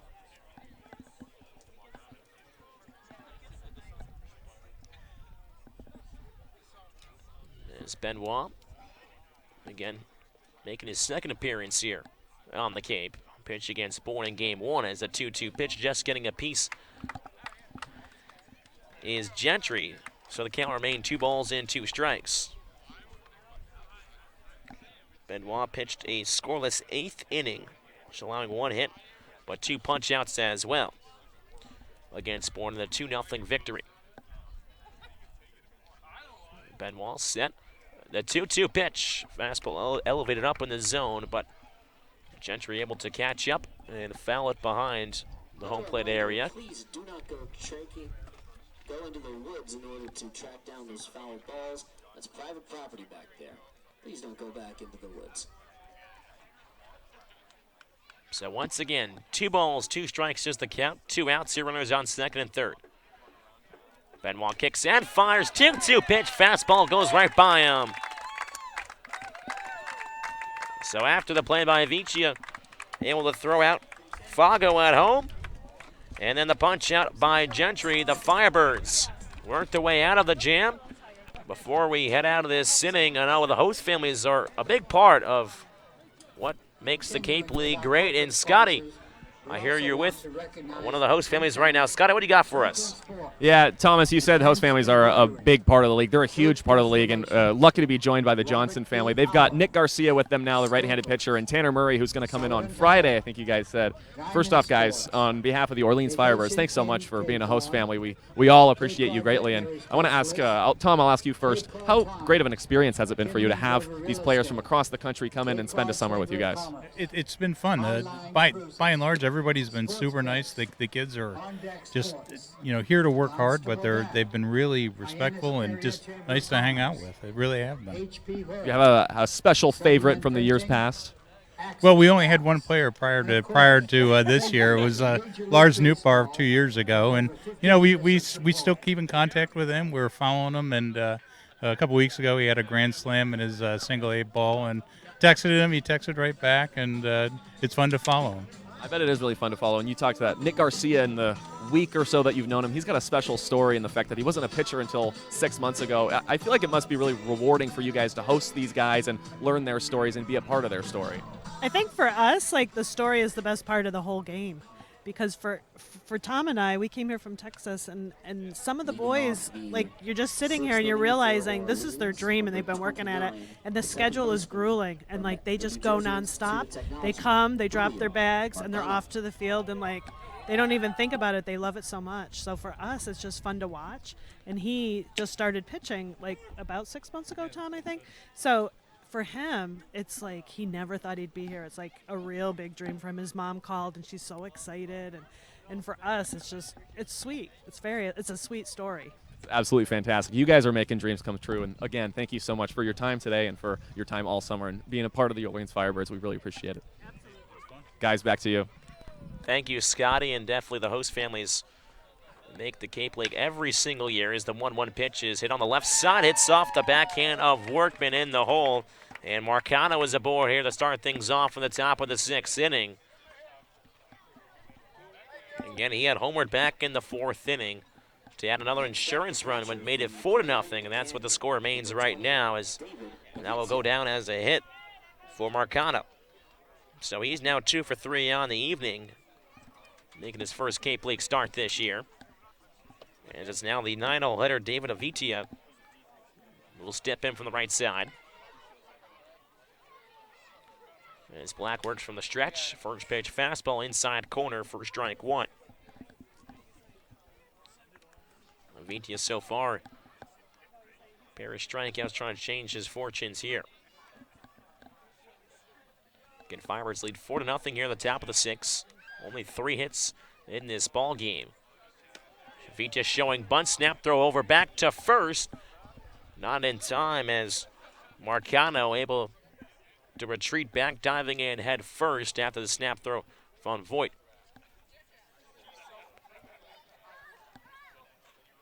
So 1 ball and 1 strike is the count on Avitia. Made a nice defensive play last inning. After the pitch got away from him, showing bunt once again. It's in there for strike 2. So now with 2 strikes on him, Hardman can, at third base, can make his way back and play behind the bag. Marcano off for first. There's a throw over by Black as Avitia's safely back in.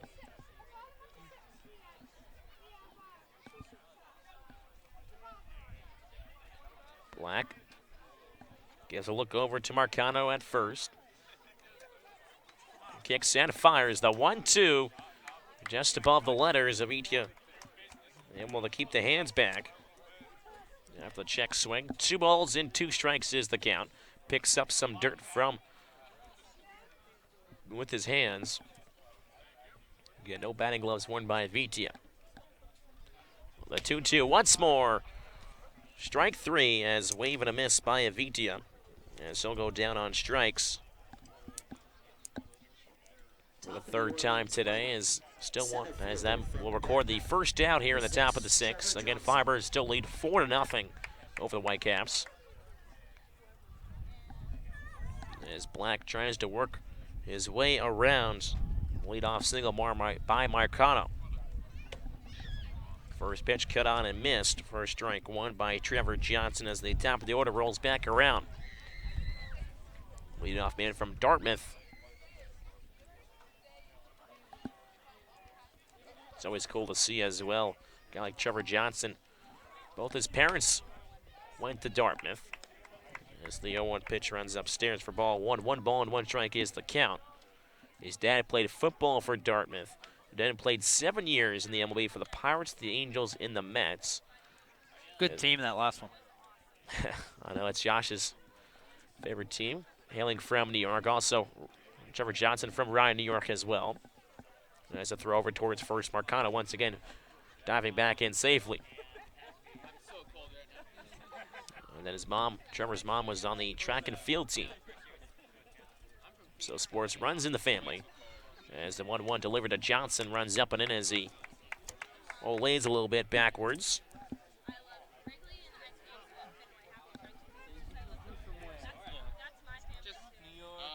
Three layers right now. 2-1 the count on Johnson. Righty-righty matchup. Comes set, kicks and fires, running off towards second. A wave and a miss for a strike. Throw over towards second. Throw is in time. Tag by Workman. As getting thrown out at second is Marcano. Looked like it was a hit and run as pitch a little outside of Johnson and waved and a miss at it. So 2 balls and 2 strikes the count now with 2 outs here in the top of the 6th. Again, a 2 down the inning here. Firebirds lead 4-0 as the 2-2 pitch cut on and miss, and Johnson goes down on strikes. So 2 punch outs in the inning by Black. And it's a scoreless top of the 6th. Sitting after 5.5, it's the Firebirds 4, Whitecaps nothing. We'll be right back. Listen to Firebirds Baseball on the Birds Broadcast Network.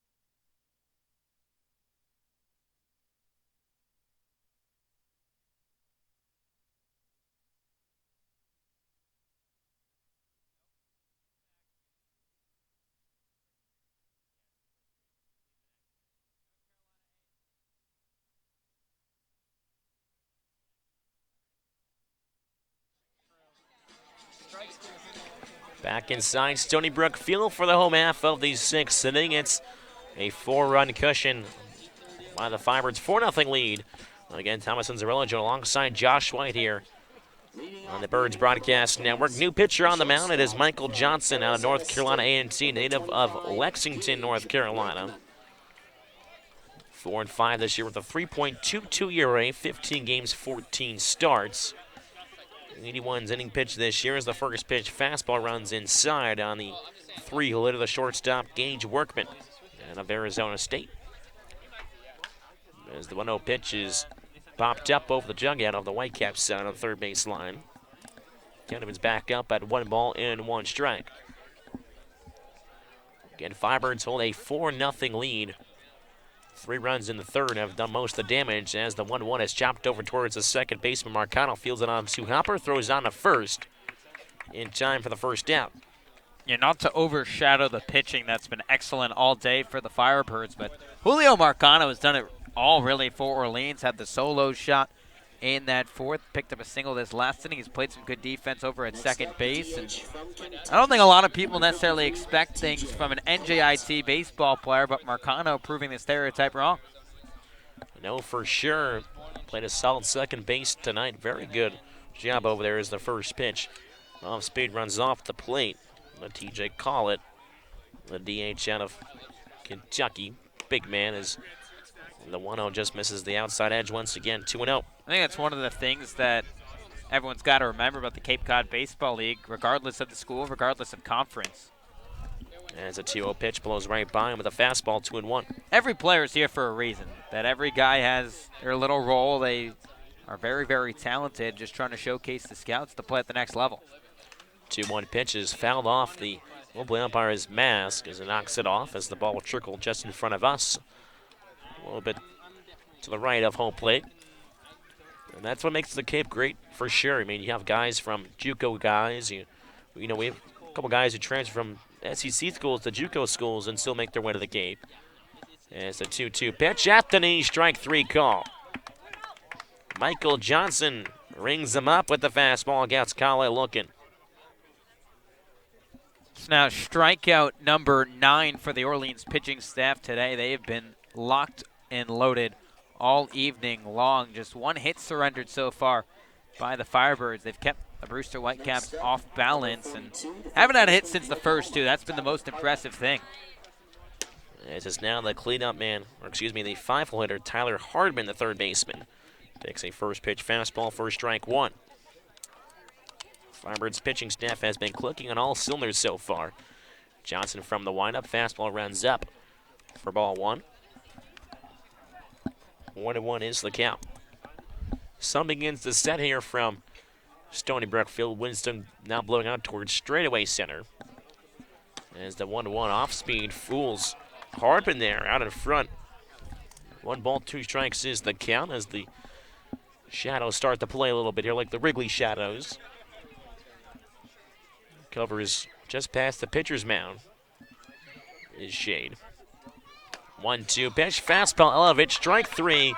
Cut on and miss as Hardman goes down. And again, we alluded to earlier this inning, but an outstanding job pitched, outstanding game pitched by this Firebirds team. That's 1-2-3 inning worked by Johnson. 6 innings have come and gone. After 6, it's the Firebirds 4, the Whitecaps nothing. Listen to Firebirds baseball on the Birds Broadcast Network.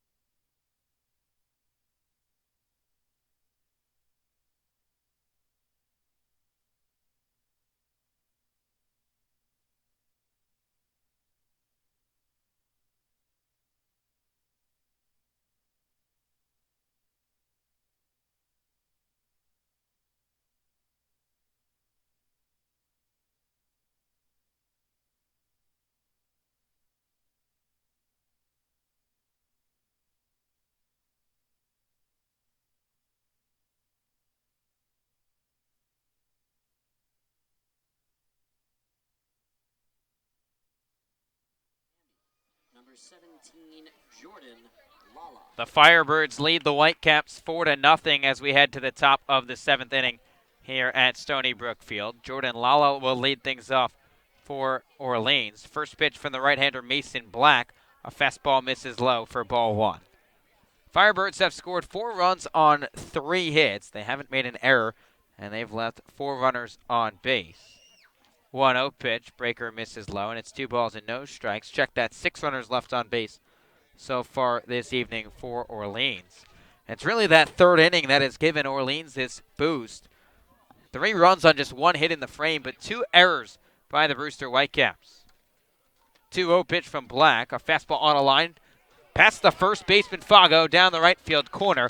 Lala will start digging for second. It's picked up by Gentry. His throw to second base has Lala out. So Lala trying to showcase the wheels. He picks up his first hit as a Firebird, but gunned down 9-4 on the putout by Tyler Gentry, and there's 1 down. So Lala snaps an 0 for 10 skid to start to his Orleans career. Now the DH, Max Troiani, will dig in from the right side for the Firebirds. Troiani 0 for 1 today, but has drawn walks in both of his last 2 plate appearances. First pitch, a breaker that misses upstairs for ball 1. Orleans 4, Brewster 0, 1 away in the top of the 7th inning. Black back out there for his 3rd inning of work. 1-0 pitch, a fastball that catches the outside corner, and it's 1-1. Troiani out of Bentley College. 1-1 pitch, a curveball that catches the outside corner, and it's 1-2. And again, we talked about in the last half inning, NJIT and Bentley, maybe not known as being baseball powerhouses, but nonetheless, both guys showing their worth on the Cape. 1-2, punch back up the middle for a base hit. Max Troiani continues to hit for the Firebirds. He's aboard for the 3rd time today with a 1-out single. Yeah, Troiani's having a nice evening here against the Whitecaps, as you alluded to before. Really coming into the zone here in the 3rd game of the season. Been performing all season for the Birds, especially drove an RBI yesterday, one of the 2 runs for the Birds. Big reason you got to imagine for Troiani's success on the Cape. There's no adjustment to a wood bat for him. Plays with a wood bat all year long. Righty on righty matchup. First pitch to Raymond Gill in there for a strike. And obviously most collegiate baseball conferences playing with the aluminum, but Troiani all year round handling the wood, and it's been evident since day 1 that he seems to be one of the more polished hitters with the wood bat so far. Black set at the chest. Troiani on at first. 0-1 to Gill. A breaker that's popped foul down the right side and out of play, and it's 0-2. Yeah, he's definitely ahead of the curve, for sometimes it takes a week or just a couple of games for some guys to adjust to the wooden gameplay, but Troiani off and running so far in Game 3 of the Cape League season. Gill back in from the right side. He's 0 for 3 today. Firebirds leading the Whitecaps 4-0 with 1 down in the top of the 7th. 0-2, fastball cut on and missed, strike 3. Gill couldn't keep up with the heater. Black picks up another K, and there's 2 down in the inning. Next up, number 8. So that will bring up the shortstop, Josh Zamora, who's put together a good game so far. He's been on base all 3 of his plate appearances. Walked in the 2nd, singled in the 3rd, and was hit by the pitch in the 5th. Troiani extending his lead over at first base, sizing up Black on the mound. First pitch, Troiani not running. It's a fastball that catches the outside corner at the knees of Zamora for strike 1. Black has nearly given the Whitecaps a 2nd starter out of the bullpen. There's Connor Shamblin, went the first 4 innings. Only surrendered 2 hits, 4 runs, 1 earned, 5 walks, and 4 Ks. 0-1 pitch, a fastball that's fought off by Zamora and out of play. And it's 0-2. But Black's been just a little better than Shamblin was. 2 2/3 so far out of the pen. 3 hits, no runs, a walk, and 3 strikeouts. And the right-hander from Lehigh giving the Whitecaps a lift through the middle innings. 0-2 pitch. Fastball cut on and missed, strike 3. Zamora couldn't keep up with the heater up in the zone. It's the 4th strikeout of the afternoon for Mason Black, and the Firebirds are unable to score here in the 7th. Orleans scores no runs on 2 hits, no errors, and 1 runner left on base. We've reached stretch time here at Stony Brook Field with Orleans leading Brewster 4-0. We're going to check it out with our sideline reporter, Scotty Gaines. Scotty, what's going on? Here with the Brewster Whitecaps beat reporter, Mr. Koki Riley. I'm going to kind of hear from his angle of the game. Of course, Orleans is on top, but what have you seen from your squad and how they showed today? Well, so far today, I have to say the Whitecaps are having trouble trying to capitalize with men in scoring position, especially with the bases loaded. That's happened so far twice today. Errors have really killed them in the field as well. Even though so far this year, in not just this game, but in the previous game against Wareham, pitching's been pretty solid so far despite some walks. Yeah, there's been some walks, some miscues in the field. What do you think has been the most, stagnant, standard thing you've seen from the Brewster Whitecaps that they've transferred from their Game 1 to Game 2 that might surprise a few people? Well, are you asking for something positive or something whatever it is? Oh, well, so far I'd say the Whitecaps are having trouble putting the ball in play. So far today, a double in the first inning, and since then they haven't had a hit. So, I mean, a lot of strikeouts. That's been one of the things Jamie Shevchik has really tried to get the team to learn is put more balls in play, relax. A lot of players are uptight so far. It's early in the season. So, yeah, we'll see for the rest of the season. It's opening day. You having fun, Koki? Absolutely. Guys, back to you. Thank you, Scotty. That was our very own Scotty Gaines with the Brewster Whitecaps beat writer Koki O'Reilly. First pitch to Brett Auerbach, smoked into left field for a base hit. As Auerbach takes the big turnaround first base, he'll retreat back to the bag. It's the Whitecaps' first hit since the first inning and just their second of the evening. Yeah, today we've been kind of seeing a pitcher's duel almost in some sorts. Again, only 7 combined hits between both sides. We saw only 1 earned run by Connor Shamblin. He only allowed 2 hits, but the 5 walks aided in some of those rounds and a couple errors as well. We will get a pinch hitter here for Brewster. Kieran Deviney will bat in Justin Vogt's spot. So Deviney going to make his Cape Cod debut. The senior from UMass Lowell. An America East All-Conference first-team selection this past year. Going to end Vogt's day at 0-for-1 with a K.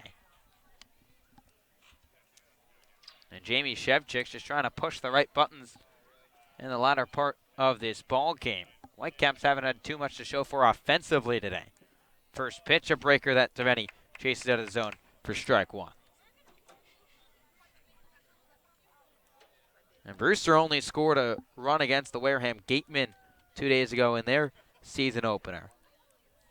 It seems like offensively the Whitecaps struggling through the first few games of their season. Johnson a check on the runner at first base and nothing doing. So Orleans 4, Brewster nothing. Nobody out in the home half of the 7th. With Brett Auerbach on at first base after a leadoff single. Righty on righty matchup. 0-1 from Johnson. Fastball misses upstairs. And it's 1-1. Deviney batted .287 this past season at UMass Lowell. Native of New Jersey. Temperature starting to cool off here at Stony Brook Field. I'm sure Deviney's a little used to it growing up in the New England area. Johnson set at the chest, 1-1. Our breaker lunged foul the other way, and it's 1-2. Yeah, it's the late summer cool. Late summer cool, is that what they call it up here? Well, like late at night, a little summer cool. It's a nice time to have a fire going. Teaching me new things every day, Thomas Cinderella. Johnson a snap thrower to first base and nothing doing. We go down on the beach and have some nice bonfires. You used a couple other phrases that were new to me. I don't know. Are they appropriate for the? I don't think they're appropriate for the broadcast. Probably not. Probably not. 1-2 pitch. Fastball misses upstairs, and it's 2-2. Thomas Cinderella always keeping you on your feet. We'll regain some normalcy here on the Birds Broadcast Network with Orleans leading Brewster 4-0. The runner on first base and nobody out in the bottom of the 7th. Johnson's 2-2. Fastball misses above the letters of Deviney, and the count runs full. Devaney, a two-sport athlete in high school, also played hockey, won a short conference championship, and you'll see that quite often, especially growing up in the Northeast. A lot of hockey, a lot of baseball combinations. Payoff pitch, fastball on the outside corner, strike 3. K number 3 for Michael Johnson on the hill. He freezes Devaney, and there's one away in the 7th. I mean, every pitcher pretty much has looked sharp. Obviously, Pellerin dealt with a couple walks, but even in that punch-out, looked pretty good. And Michael Johnson so far, after Benoit. And Eric Fago now the batter. Johnson a snap throw to first base and nothing doing. That was strikeout number 11 for this Orleans pitching staff. And usually doing something right when your staff combines for 10-plus Ks. First pitch to Fago, a breaker that misses low for ball 1. Fago, the first baseman from Stetson, 0 for 1 today. Struck out swinging in the second. Drew a walk in the 4th and was caught stealing at the plate on the wild pitch. 1-0. Fastball catches the outside corner, and it's 1-1. And that's been the impressive thing by Orleans today. They've pitched really well. They've played good defense. They've taken advantage of some Brewster mistakes, and usually a pretty good recipe to win a baseball game. 1-1. Breaker bounces low, gets past Avidia, and will roll to the backstop, allowing Auerbach to advance to second base. We'll see how that one's scored, but you got to imagine it's a pass ball.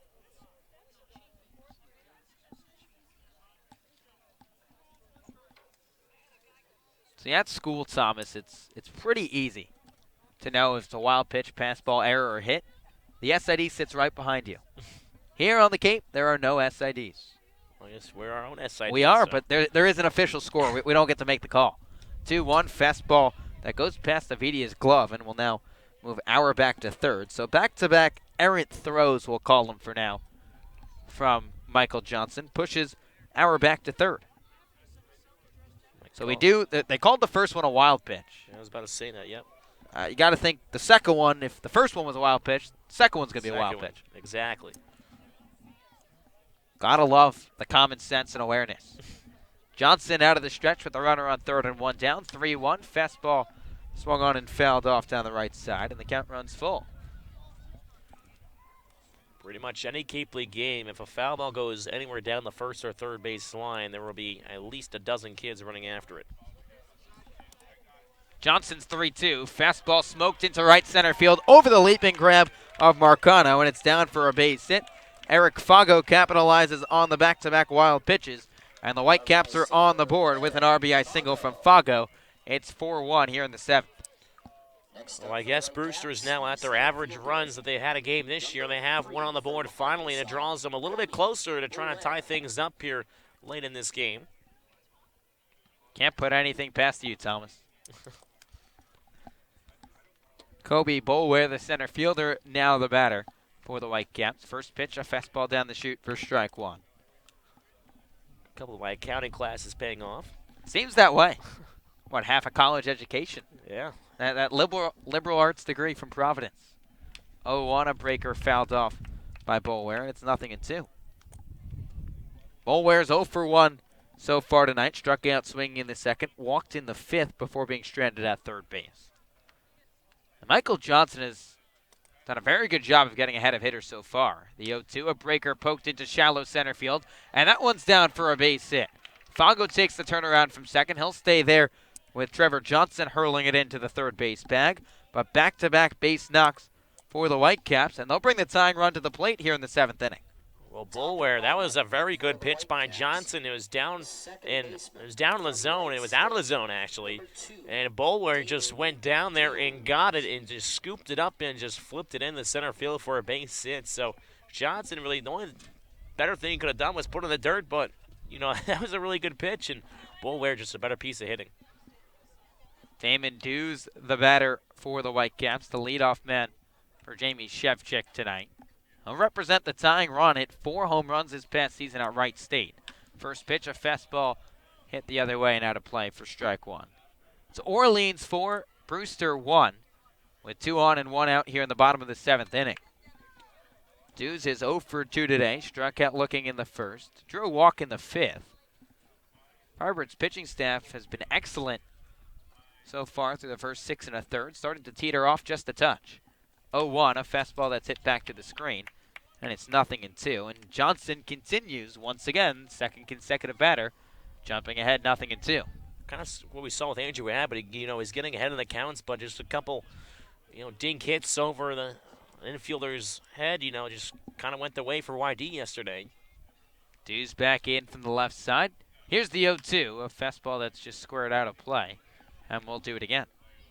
Pitch up in the zone, a little tardy on that was Dews. We'll have to see where Johnson will go next here.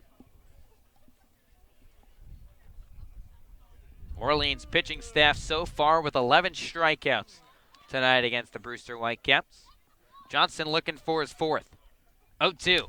Breaker swung on, chopped to the right side, backhanded by the first baseman. Emery underhand toss to Johnson covering at first for a little PFP on the 3-1 put out. Both runners advance 90 feet, and there's 2 away. Yeah, pulled Emery just off the bag enough. He couldn't take it himself. Good hustling down there by Johnson. Again, those are the small things that right when the ball's hit to anywhere on the right side of the infield, get ready to run over there, and Johnson did just that. Very close play at first, but just speeding him by half a step. Tyler Gentry will now try and cut the Brewster deficit. First pitch to Gentry, a fastball swung on, hit out to center field. Johnson on the run, and this one will get into the gap. Fogg goes home from third. Bulwer busting around into second base with a 2 RBI double is Tyler Gentry. And the Whitecaps have made it a 1-run ball game here at Stony Brook Field. It's just 4-3 in favor of the Firebirds. Oh, he's got 2 of the now 5 hits for the Whitecaps, and both of them have been for extra bases. Both of them doubles. He doubled back in the first. And that one really kind of hurts now. As you mentioned before, it's just a 1-run lead. And Kelly Nicholson will come out and have a chat with Michael Johnson and the Orleans bullpen. Beg your pardon, the infield looks like he's going to make a call out to the bullpen and make a pitching change. Firebirds 4, Whitecaps 3. But Brewster's threatening to tie this ball game up with a runner in scoring position and 2 down. We'll step aside and be right back. Listen to Firebirds Baseball on the Birds Broadcast Network.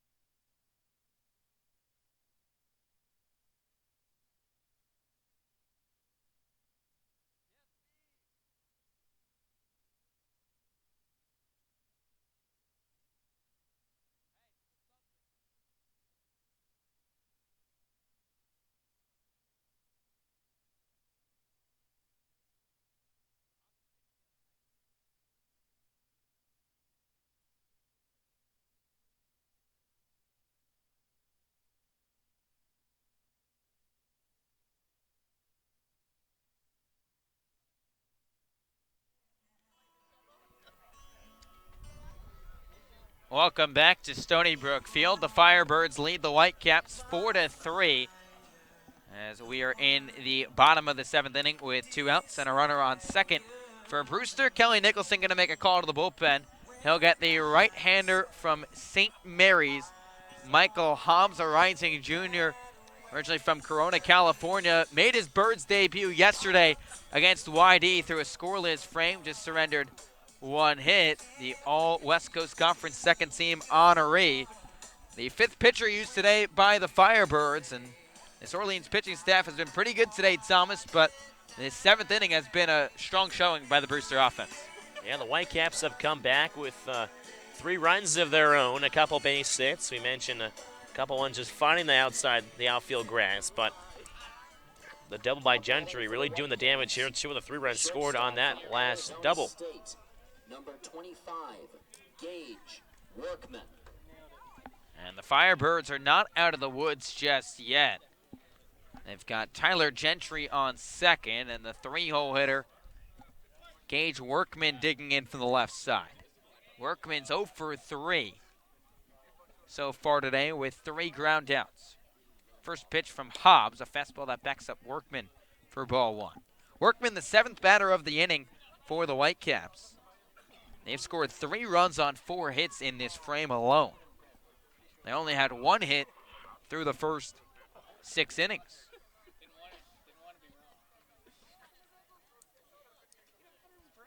Hobbs is 1-0. Fastball catches the outside corner, and it's 1-1.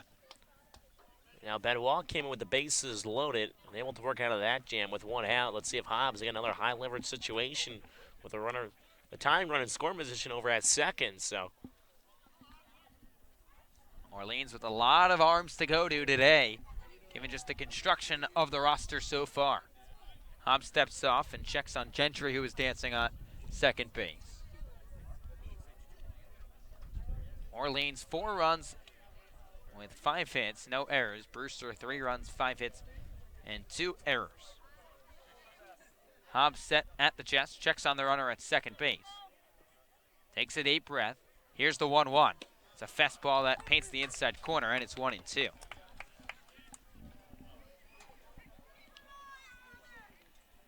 Workman's dad, Wid, played for Arizona State in the 90s, just like his son, Gage. He's choking up on the bat here with 2 strikes. White batting gloves with a red stripe. 1-2 pitch. Breaker tapped right back to the mound. Hobbs fields his position. Underhand flip to Rob Emery, and the side is retired. So Michael Hobbs comes in and gets the Birds out of the jam, but not before the Whitecaps score 3 runs on 4 hits, no errors, and 1 runner left on base. We're through 7 complete innings here at Stony Brook Field.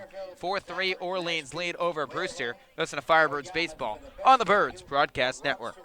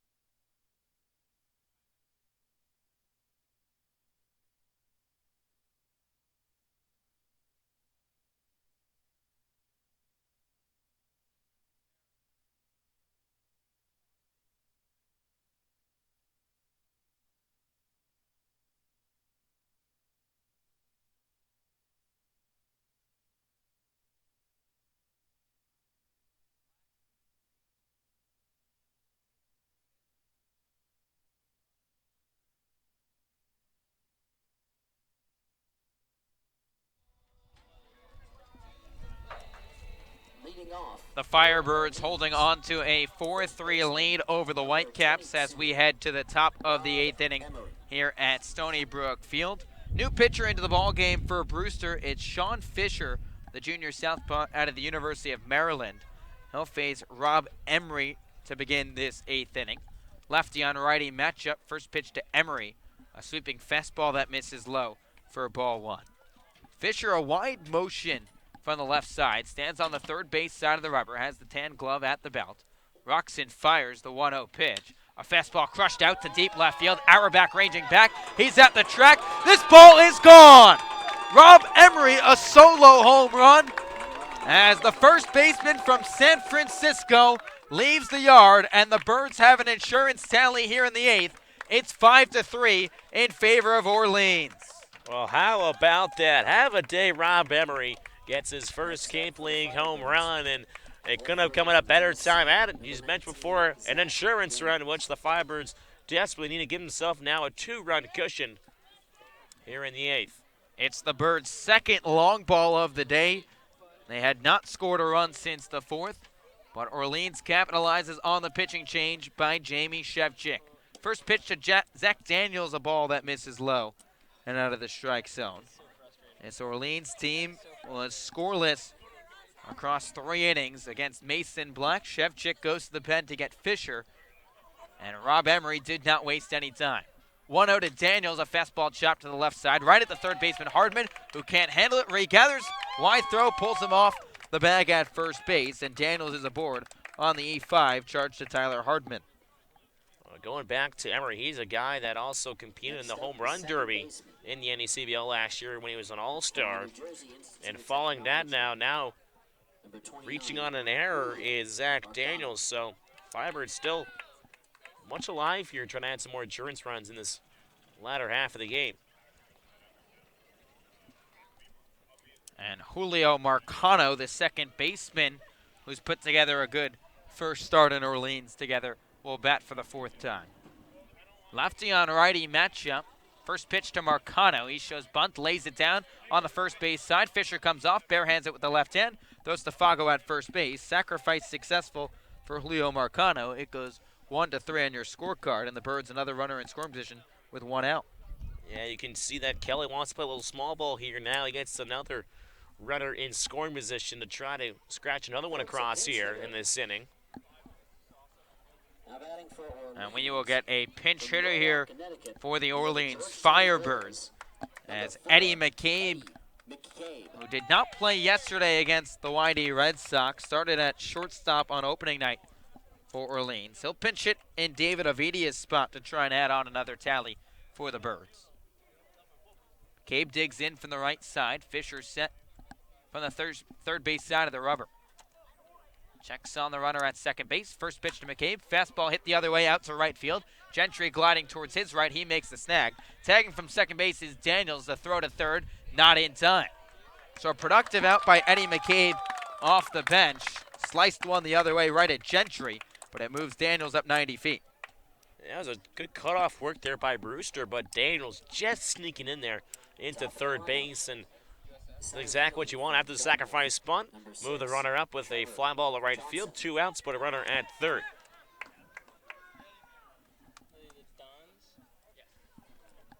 And that will bring up Trevor Johnson and the top of this Orleans lineup. Firebirds lead the Whitecaps 5-3. First pitch to Johnson, a fastball that tails low for ball 1.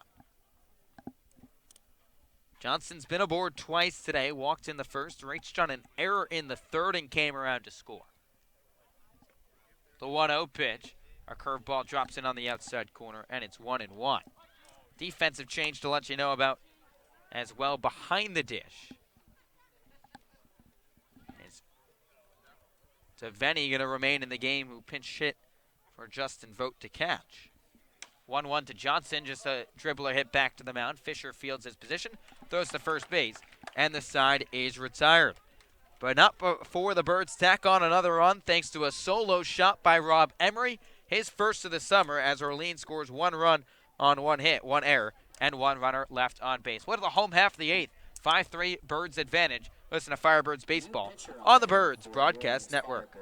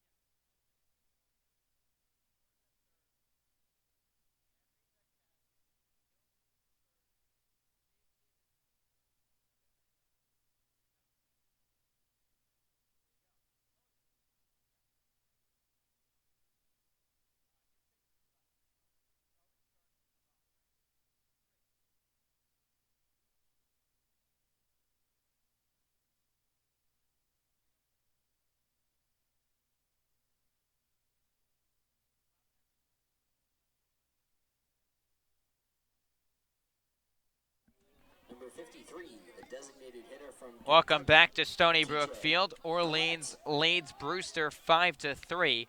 Owen Schartz out there for the Firebirds. First pitch to TJ Collette. Misses outside for ball one. Kelly Nicholson relying on his bullpen to get the Birds their second victory of the season. Schartz, the sixth arm used today by Nicholson and the Firebirds. 1-0 pitch in there for a strike, and it's 1-1. Bunch of defensive changes as well for you. We'll get those to you after Schartz's next offering to Collette. It's a righty on lefty matchup. Schartz out of the windup, the 1-1. A fastball slapped foul, and it's 1-2. Eddie McCabe, who pinch hit in that top of the eighth, he remains in the game to play shortstop. Josh Zamora bumps to third. Ray Gill moves across the diamond to first base, and Rob Emery behind the dish to catch. The 1-2 club down the right field line, and just foul. Collette got out in front of that one and placed it just about 2 feet right of the foul line. Yeah, you might want that one back just a hair out in front. Could have been good for extra bases if it trickled down all the way to the corner.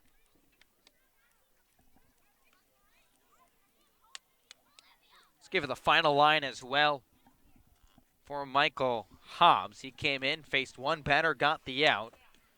Just a third of an inning for Orleans out of the pen, pitching in a back-to-back. Means his bullpen has been pretty strong so far today. 1-2 pitch. A fastball nubbed up the first base line right at Raymond Gill. He will take it to the bag himself. And there's one away here in the eighth. Yeah, Gill's one of the new guys transitioning from third to first. Must be a little different out there. First play he's out there for. Ground ball right to him. And he's a natural third baseman. Plays some first base later in ball games at Miami. Shifting from one corner to the other. Now the batter will be Hardman. First pitch to him in there for strike one. Tyler Hardman's 0 for 2 today. Struck out in both of his last two at-bats. 1-0 pitch to Hardman, fouled back, and it's 1-1. Orleans 5, Brewster 3, one down here in the bottom of the eighth inning. Schartz, a college teammate of Josh Zamora, the third baseman right now for the Firebirds. 1-1, a fastball misses low, and it's 2 balls and 1 strike. Schartz making his Orleans debut. Made 14 starts this past season for Nevada. Went 3-8 with a 5.96 ERA. 2-1 poked foul on the third base side, and it's 2-2. 32nd round draft choice by the Texas Rangers a year ago. This is a highly touted kid, ranked number 121 in his class, but elected to honor his commitment with Nevada. 2-2, a curveball that just missed outside, and the count runs full. That would look awfully good. Really good off-speed pitch there by Schartz. Schartz will get back on the mound and try and make it happen again. Payoff pitch, curveball on the outside corner, strike 3. Schartz a 12-6 breaker that froze Hardman. 2 quick outs to kick off this 8th inning, and Schartz is dealing. Yeah, Hardman took off his leg guard. He was ready to drop down to first base, but pretty much the same exact curveball that Schartz had thrown the same spot again, this time catching the outer half of the plate. First pitch to Auerbach misses upstairs for ball 1.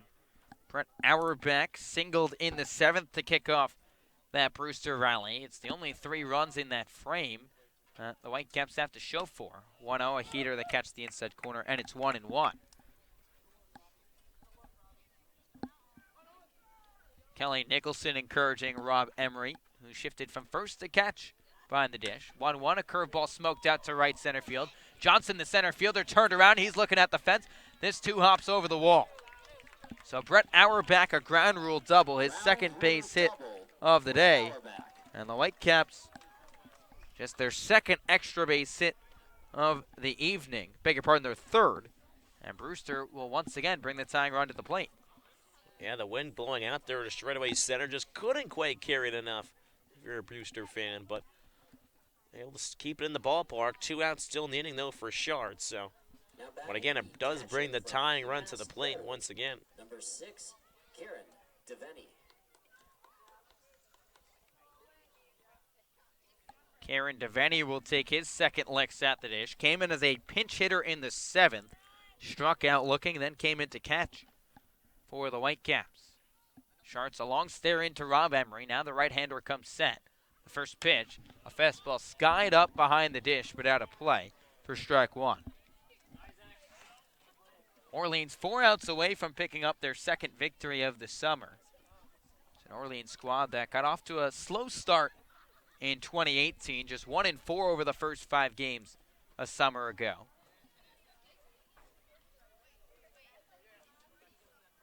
Trying to get back to their winning ways like they've seen over the years under Kelly Nicholson. 0-1. Breaker misses low, and it's 1-1. Auerbach leads off second. Devaney back in from the right side. He represents the tying run. Hit 7 home runs this past season at UMass Lowell. America East All-Conference first-team selection. Transfer from Delaware State. 1-1 pitch. Curveball misses outside, and it's 2-1. And we've seen Sharts rely on that curveball quite often in this frame. It was sharp to start off the inning. Hung one to Brett Auerbach and corked it on a hop over the fence for a ground rule double.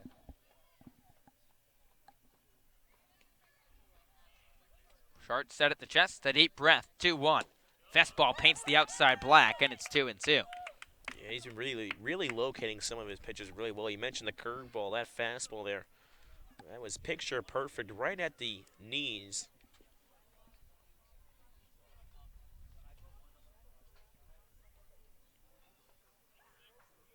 Sharts 1 strike away from getting out of the jam. 2-2, fastball just missed inside. Clarence Devaney started backing off, and Orleans thought they were going to have a big punch out. 3-2 the count to Devaney with a runner on second and 2 outs here in the 8th. The Firebirds lead the Whitecaps 5-3 here at Stony Brook Field. Sharts set at the chest, payoff pitch, fastball spiked in the dirt, ball 4. Emery picks it out on the hop, but the Whitecaps have the tying run on first base now and the go-ahead run at the plate with Eric Fago's spot due up. Yeah, really good backhand nab there by Emery. One of the hatters, number 50, Eric Fago. Fastball, of course, is easier to pick in the dirt, but still tough play, especially when it's coming in the low 90s. First baseman out of Stetson has had a good day so far. Fago walked in the 5th, singled in the 7th, and now we will get a pinch runner for the Brewster Whitecaps to replace Devaney over at first base. That appears to be Ben Laspoluto. At a Gardner Webb. Casual. First base, number 4 from Gardner Webb, Ben Laspoluto. So Laspoluto, the pinch runner for the Whitecaps. He represents the tying run in this ball game. And Laspoluto was 11 for 11 in stolen base attempts at Gardner Webb this past season. He won't run, obviously, with a runner on second, but good speed over at first. First pitch to Fago, a fastball that catches the outside part of the zone, 0-1. Orleans 5, Brewster 3, 2 on and 2 out here in the 8th. Fago, the 6'5", 245-pound first baseman out of Hilton Head, South Carolina. 0-1. Fastball catches the inside corner, and it's 0-2. Two very well-located heaters by the right-hander Owen Sharts to jump ahead in the count. Let's see if he goes back to that curveball now that is featured. He throws Tyler Hardman for the second out of the inning with the curve. Sharts a deep breath, 0-2. Fastball misses upstairs, and it's 1-2. Now they feature the fastball up, maybe change eye level here, go to the curve down in the zone. Laspulto's on first, Auerbach off of second. Sharts set at the chest, 1-2. Fastball caught on and missed, strike 3. Owen Schartz blows the heater right past Eric Fotto, and the Birds get out of the jam. Brewster scores no runs on one hit, no errors, and they leave 2 on base. What at the top of the 9th? 5-3 Orleans lead. Listen to Firebirds baseball on the Birds Broadcast Network.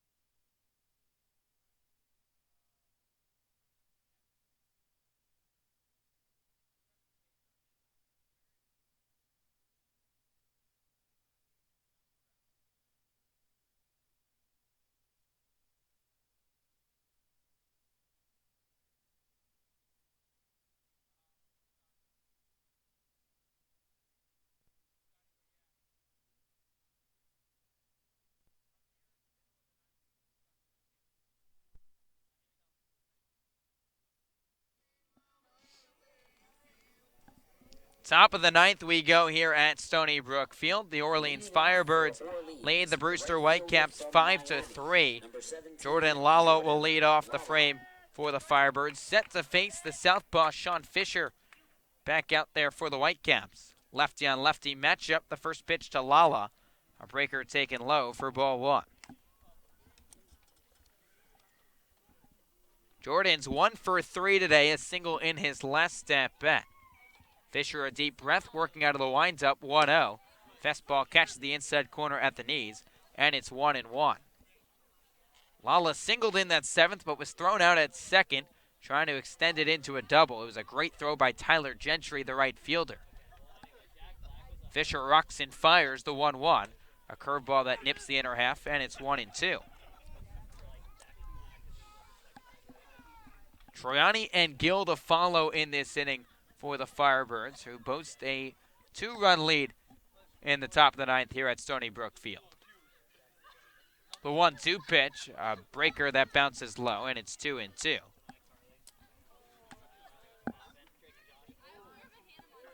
That single for Lala, his first hit as an Orleans Firebird. Started 0 for his first 10, but sometimes there's an adjustment for some big-time players with the wood. 2-2, fastball that runs inside, almost clips Lala, and the count runs full. And if Lala can reach base with a walk, he did that 61 times this past season at Miami, a single practically turns into a double for Lala with his speed. Fisher shakes off the sign, now gets it, payoff pitch. Fastball in there, strike 3. That fastball came in on the hands, it caught the inside corner. Lala left the bat on the shoulder, and there's 1 down. Well, it's a better start to this inning than what Fisher did last. Gave up the solo home run to Emery. Now, even though Lala was able to work the count to 3-2, comes right back with a well-spotted fastball. And it looks like Jamie Shevchik will come out and make a pitching change. Left-in Fisher to the lone left-handed swinger in this Orleans lineup. With 8 other righties due up to follow, he will turn it over to the bullpen and a right-hander, with Orleans leading Brewster 5-3 with 1 out in the top of the 9th. Listen to Firebirds baseball on the Birds Broadcast Network.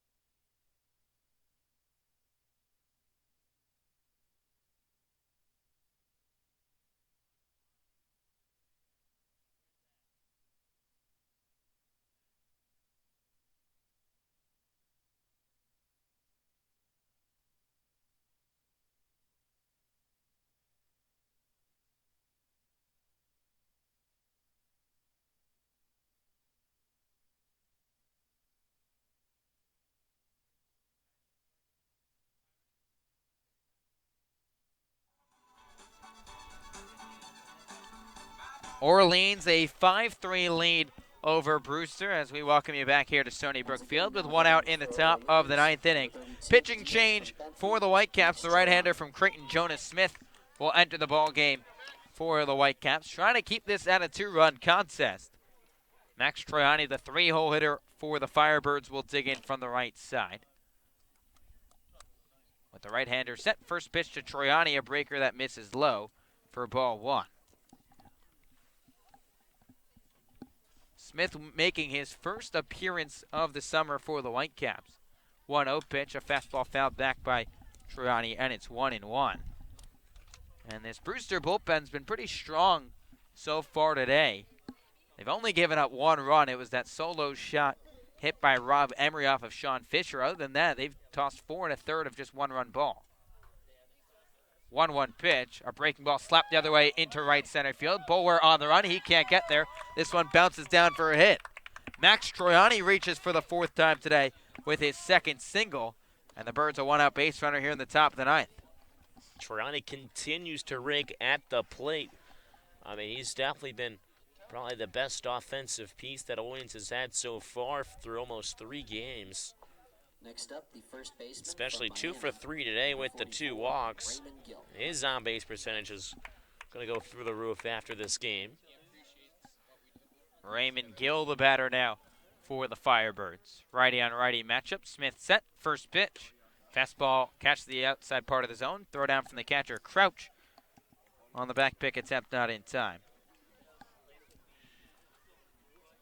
And you got to imagine for Troiani, the big reason is, again, he plays with a wood bat all year long. It takes a couple hitters to get adjusted to wood bats throughout the summer, but Troiani, a seamless transition. Trying an aggressive lead off first base, so 1 pitch. Fastball up in the zone that Gill fans through, and it's 0-2. Quiet day for Ray Gill, 0 for 4 with a K. A 2 for 4 day yesterday, including a solo home run. And the Birds 8-2 loss to YD. But in this one, the Firebirds lead the Whitecaps 5-3 with 1 out here in the top of the 9th. Smith set at the chest, has the hand stuck tie, 0-2 pitch. Fastball cut on and missed, strike 3. Gill goes chasing out of the zone. His 2nd K, and there's 2 away.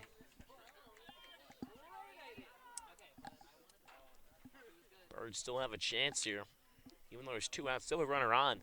Next up, the third And Troiani has some speed, so any extra base hits, especially with 2 outs. That might score a run here.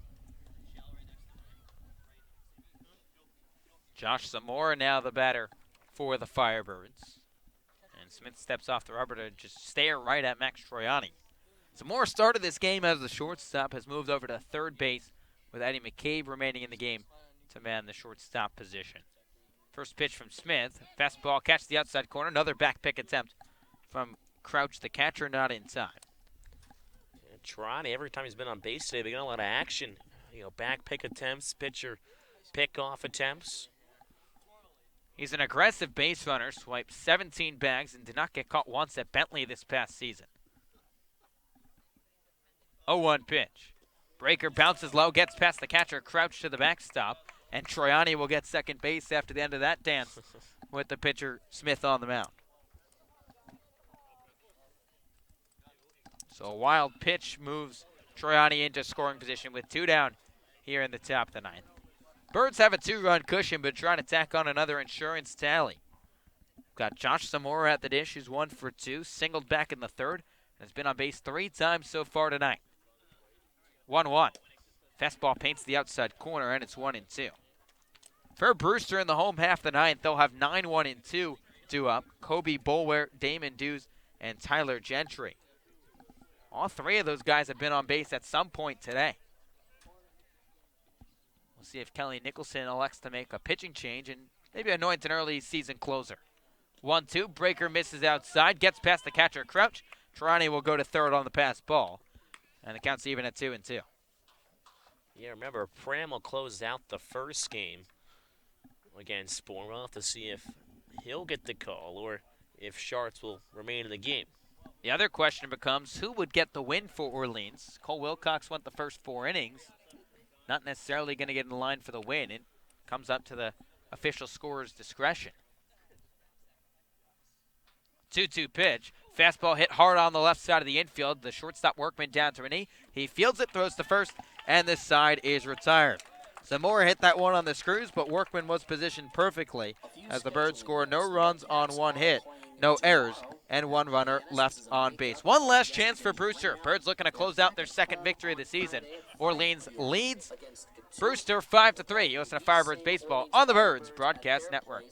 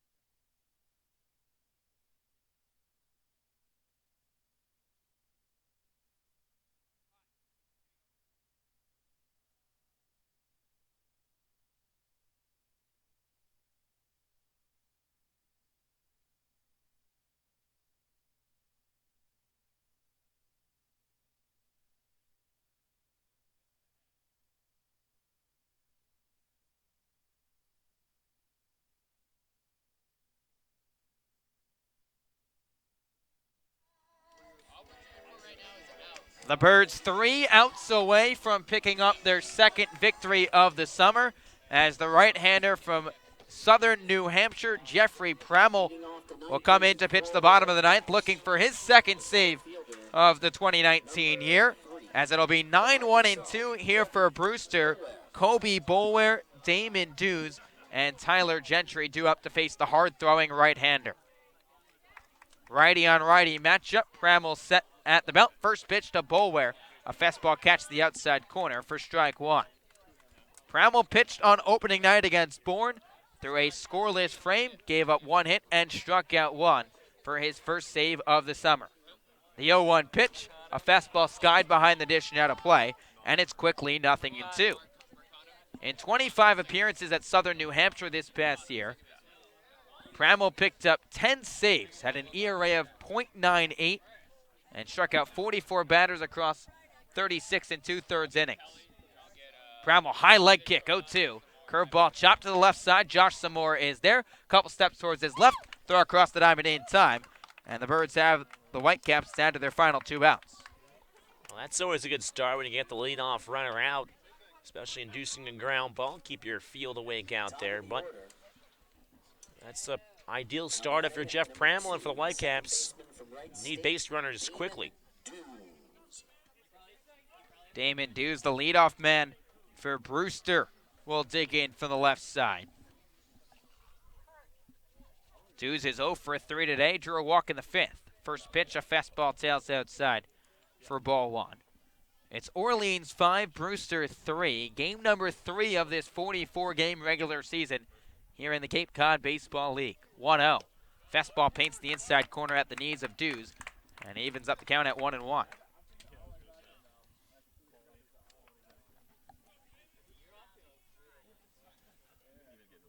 Here's the 1-1. Fastball runs high and tight inside to Dews, and it's 2 balls and 1 strike. Damon Dews, the second baseman from Wright State, just trying to get on base and give the power guys of this Brewster lineup a chance to tie it up. 2-1, fastball bounces low, and it's 3 balls and 1 strike. And this seems very similar to the ninth inning Pramel pitched against the Bourne Braves on Monday night. Gave up a leadoff single to Ernie Yaki before retiring the next three. 3-1 pitch, fastball tails outside, ball 4. So Primal issues a free pass, and the tying run will come to the plate in the form of Tyler Gentry. And Gentry has probably been the best Brewster Whitecap all day. He's 2 for 4 with 2 doubles and an RBI. Yeah, he's got 2 of the six hits for the Whitecaps, and both of them going for extra bases, including 2 of the 3 RBIs for the Whitecaps today. He's done it all. First pitch to Gentry. He's swinging at the fastball that's low in the zone and tips it foul for strike 1. Took the Birds till game number 6 last summer to pick up their second victory. They're looking to do it in game number 3 in 2019. Bramall set at the belt. 0-1 pitch. Fastball once again that Gentry's out in front of, and it's 0-2. Bramall throws hard. Has that velocity low to mid-90s with the heater. Tall, lanky kid on the mound. 6'1", 180 pounds, originally from Bridgewater, New Jersey. Standing tall, trying to get the sign. Now comes set at the belt. 0-2. Curveball waved out and missed, strike 3. Got Tyler Gentry to go fishing, and the Brewster Whitecaps are down to their final out. Perfect pitch there by Bramall. Started in his zone, finished out of the zone, and Gentry was just out in front, retired, probably the most dangerous hitter in the Brewster lineup today. But still some work to be left here. Bramall's got to get Gage Workman, shortstop from Arizona State. First pitch, curveball drops in on the inner half for strike 1. It's Orleans 5, Brewster 3, 2 outs in the bottom of the ninth. Damon Dews aboard at first, and Gage Workman, the tying run at the plate for the Brewster Whitecaps. 0-1 pitch, runner going, breaking ball that's fouled off, and the Whitecaps are down to their final strike. We'll see what Bramall goes to, the heater or the curveball. He has the curveball really working, throwing out the first pitch to Workman. Workman an 0 for 4 day at the dish with 4 groundouts, but can hit the long ball. 0-2 pitch. Fastball misses up and away. The runner Dews gets second base on defensive indifference, as Rob Emery didn't even throw down, just threw it right back to Jeff Bramall. 1-2 the count to Gage Workman. 2 outs in the bottom of the ninth. Bramall steps off the rubber. Orleans looking for their second victory of the summer. Got some good pitching today from Cole Wilcox and the Firebirds bullpen. 1-2 pitch. Fastball waved out and missed, strike 3. High heater up in the zone that Gage Workman couldn't catch up on, as Jeff Bramall blows it right past the Arizona State shortstop, and the Firebirds holds on to win 5-3 here at Stony Brook Field for their second victory of the summer. I mean, just a terrific victory by the Firebirds. It started with a strong showing from Cole Wilcox. Again, 4 innings pitched, 1 hit, no runs, 2 walks, and 6 strikeouts. And that's what really got things going. Wilcox, he worked at us some early trouble and was able to come out on top, and that's the type of win that I'm sure Coach Kelly Nicholson would love to see. A Grady type of win, kind of grinded out towards the end. Of course, an extra insurance run bought by the home run late in that game by Rob Emery in the 8th inning really separated things for the Firebirds and really inched them closer to victory. It was a game that Orleans got strong pitching. You mentioned Cole Wilcox, but even the rest of this Orleans bullpen, maybe save Michael Johnson, Connor Pellerin, Donovan Benoit, Michael Hobbs, Owen Sharps, Jeffrey Bramall, all scoreless outings out of the pen for Orleans. It took 7 different arms, but the Birds got their second victory of the summer.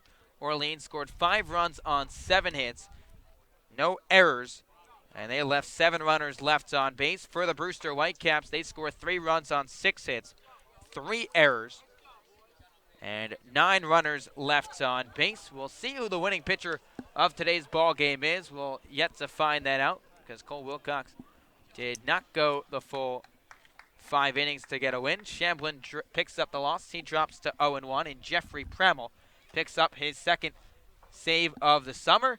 And our sideline reporter, Scotty Gage, is waiting near the first base dugout. He has the Birds player of the game with Julio Marcano, the second baseman out of NJIT. Scotty, let's send it over to you.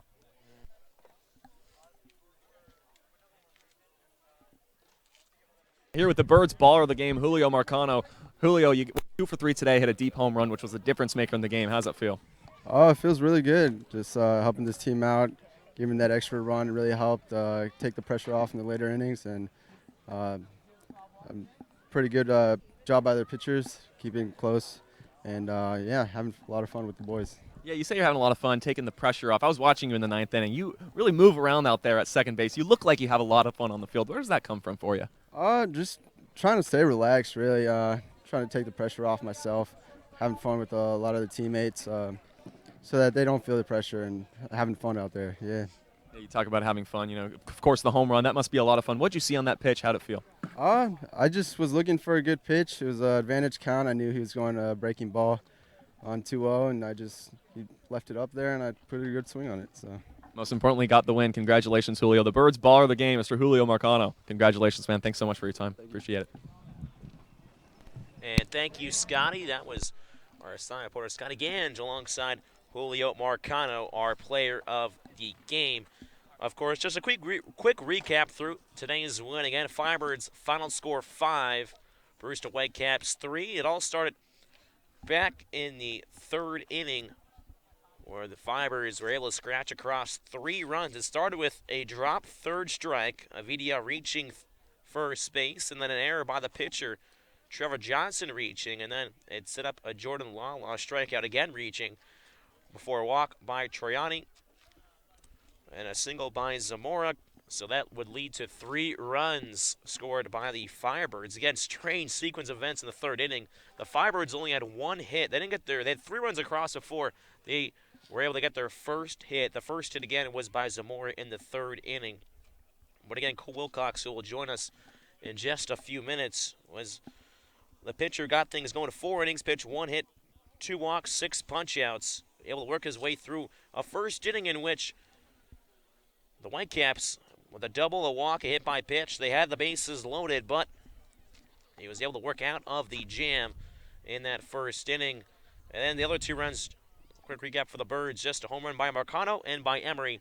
That is what solidified the 5 runs by the Firebirds. For the Whitecaps, the 3 runs coming in that 7th inning with Gentry, 2-run double, and then a single, also a single by Fago in the 7th inning. And again, the bullpen was a big key to today's win after Wilcox. Pellerin coming in. Benoit pitching 2/3, probably helped save the game for the Firebirds. Benoit 2/3 of innings with the 1 strikeout, but also the ball had trickled to the backstop. Avitia, quick throw over to Benoit, able to nab Fago at the plate. That might have been one of the biggest plays of the game.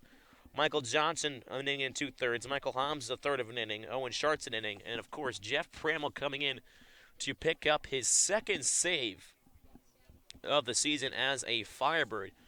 Take a look ahead while we have some time here.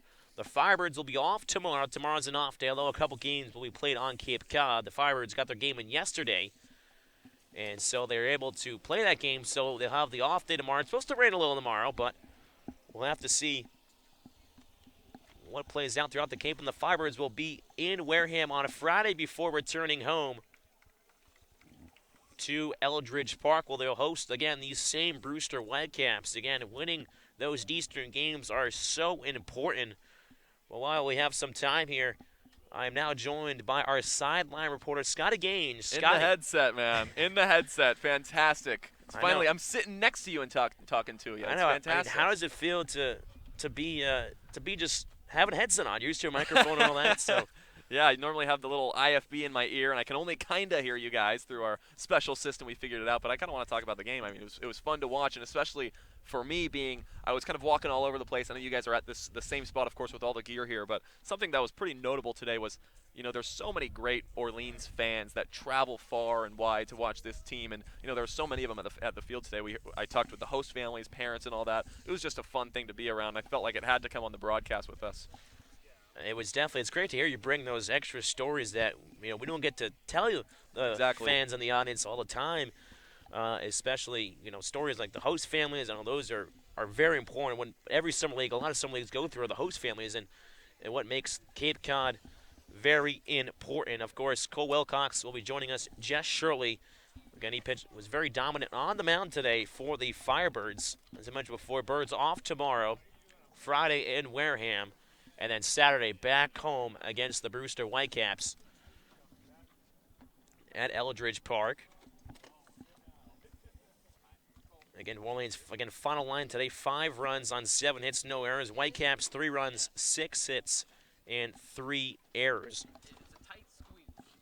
It was the 3 errors again that really led to a couple of the runs for the Orleans Firebirds, as I'm now pleased to be joined by the starting pitcher for this evening's game, Cole Wilcox. Cole, thank you for joining me. Yeah, no problem. Obviously, Cole, you just finished your freshman year at Georgia. Obviously, I know I was with Harwich last year, so a couple of Georgia guys, Mason Meadows, Aaron Shunk, and Shunky now in the Rockies organization, just signing his contract yesterday. How does it feel to be back on the? How does it feel to be on the Cape? And were there any stories that maybe Shunk or Mason Meadows or a couple other your Georgia teammates may have told you about Cape Cod, or really coming into the summer? What did you hear about Cape Cod before coming up here? Yeah, I mean, obviously as a kid growing up, following college ball, you know about Cape Cod and you know what it's about, and so yeah, just knowing those guys came up here and knowing all the great players that's been here before and how prestigious of a league it is, it's definitely an honor being here, and it's as good as advertised. The ball's competitive, the place is beautiful, and the weather's great. The weather is definitely beautiful. Hopefully, maybe not tomorrow. Might get some rain tomorrow, but today was a gorgeous day. Well, I'm used to rain. That's no different for me. In the southeast. No, yeah, it's rain every day.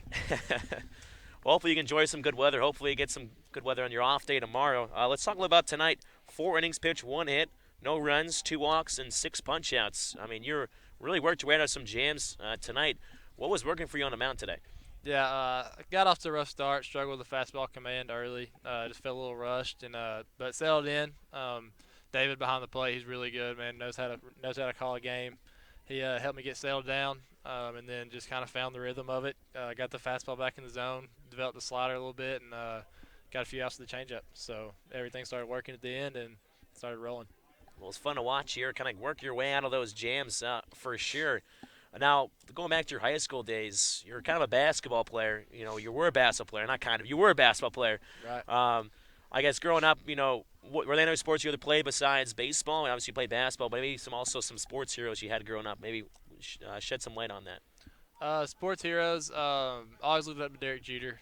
He was one that obviously is easy to look up to. I was always a Yankees fan growing up, still am, and so I grew up watching him, loving him, how he played the game.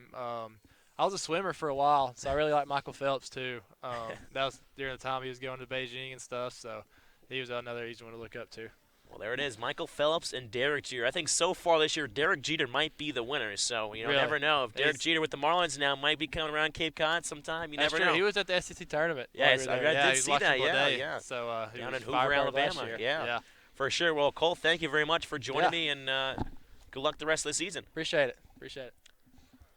So, again, that was Cole Wilcox, the freshman from Georgia. Again, Firebirds take a 5-3 victory over the Brewster Whitecaps. Again, 5 runs on 7 hits, no errors. The Whitecaps 3 runs, 6 hits, and 3 errors. For my broadcasting partner, Josh White, I'm Thomas Inzarella, our producer, Bryce Johnson, and our silent reporter, Scotty Gange. Again, Firebirds win 5-3 over the Brewster Whitecaps. Until next time, we say so long from Stony Brook Field.